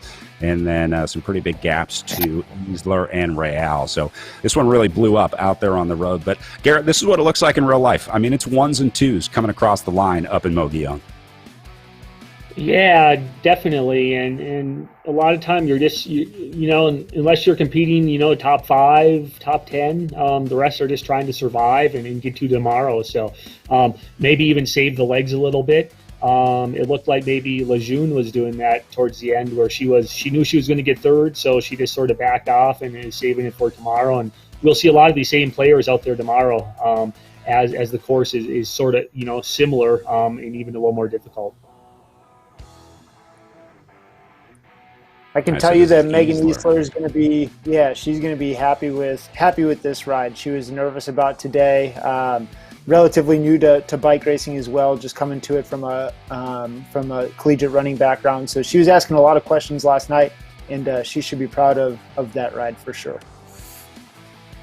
This is Russell and Real on the way in. Remember, Real was riding with that front group, went into the middle, and now gets passed by Russell just on the final few meters on the way up to the line. So tough day for Real out there, but she will hold on for a top 10 ride in ninth, and then looks like Maddie Ward is going to finish things out today for 10th. Eric, any surprises out there today? Did this pretty much go the way that you thought you would see riders on the final climb up to Mogollon? Yeah, I was a little, you know, the one that really caught me off guard was Elena O'Mara. I think she just had a little bit of a lapse in concentration at some point in the race. Was probably, you know, positioned towards the back, got gapped a little bit, didn't realize it quick enough, and now she paid for it. But other than that, these races are always, including in real life, they really come down to 5 riders who have the ability to win a stage like this. You know, other people might have a standout day and be there to compete for it and end up top 10, but it takes a really special rider to be able to win on climbs like Mogollon. Garrett, let's talk about what is in store for the riders tomorrow as we head to the legendary Gila Monster course. This is one that pretty much every professional bike racer in America knows well, because the road to Europe goes through Silver City, New Mexico. Take me through what they have on tap tomorrow. Yeah, tomorrow is an excellent day. You know, there's lots of climbing, and basically there is not much of a flat part. You know, the start, there's some flat, but once you get past the first, you know, little bit of the course, it's basically up and down, and you have a big climb coming out of the Sapio, and then eventually you finish in Pinos Altos. So it's definitely a tough day, and toward the second half of the course, there's not really much of a flat part in the course. And some pretty beautiful riding as well, Eric. Another day with diverse surroundings for the riders tomorrow. Yeah, no, I'm really excited about tomorrow's stage. Today might have been the Queen stage with the massive Mogollon, but the Gila Monster presents some really interesting dynamics with the big climb in the middle of the stage, followed by some long descents, steep descents, and some rolling sections with a really steep sprint finish. And so I think tomorrow is probably going to be the most dynamic of the race days out of all 3 stages, and I think we're going to see some really explosive riding and some new names in the front group. Yeah, it's going to be a good one, that's for sure. The riders that had a tough day today, they'll be looking for redemption tomorrow. If you made any mental mistakes on the way up to Mogollon today, tomorrow is your chance for redemption. So it's going to be a good one. Racing starts at 11 a.m. Eastern time for the pro men, and then the pro women will immediately follow that. So be sure to join us. Watch us on all your favorite social channels. So for Garrett Peltonen and Eric Hill, my name is Brad Soner saying thanks for watching out there today. We'll see you back here at 11 a.m. Eastern for the final day of the virtual Tour of the Gila. Tomorrow's Stage 3, the Gila Monster.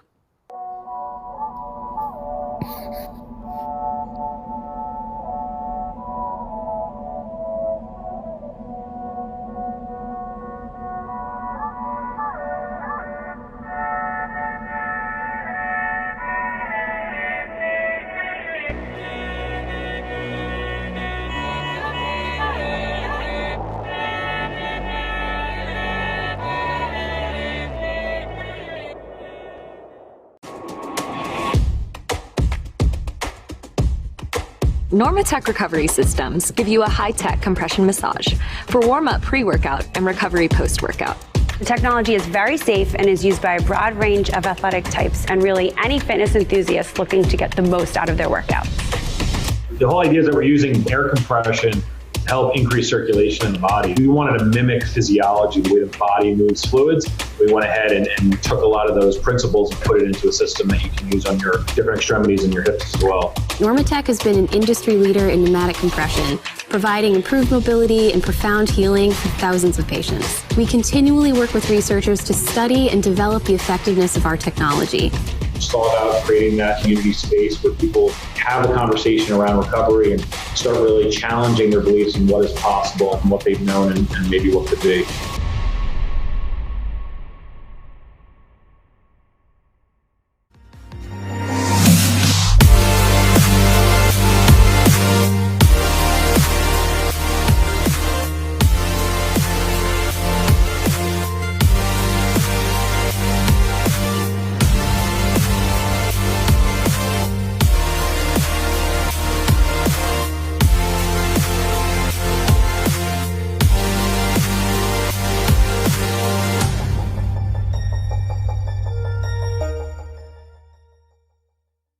Welcome to Western New Mexico University.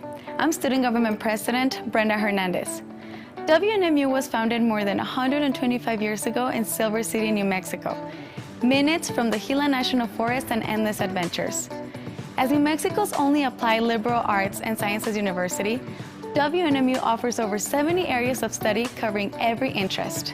Speaking of interest, with over 130 activities like our historic Great Race, you'll never be bored at WNMU, trust me. Visit WNMU.edu, shoot us online, and join us on our next great adventure. Go Mustangs!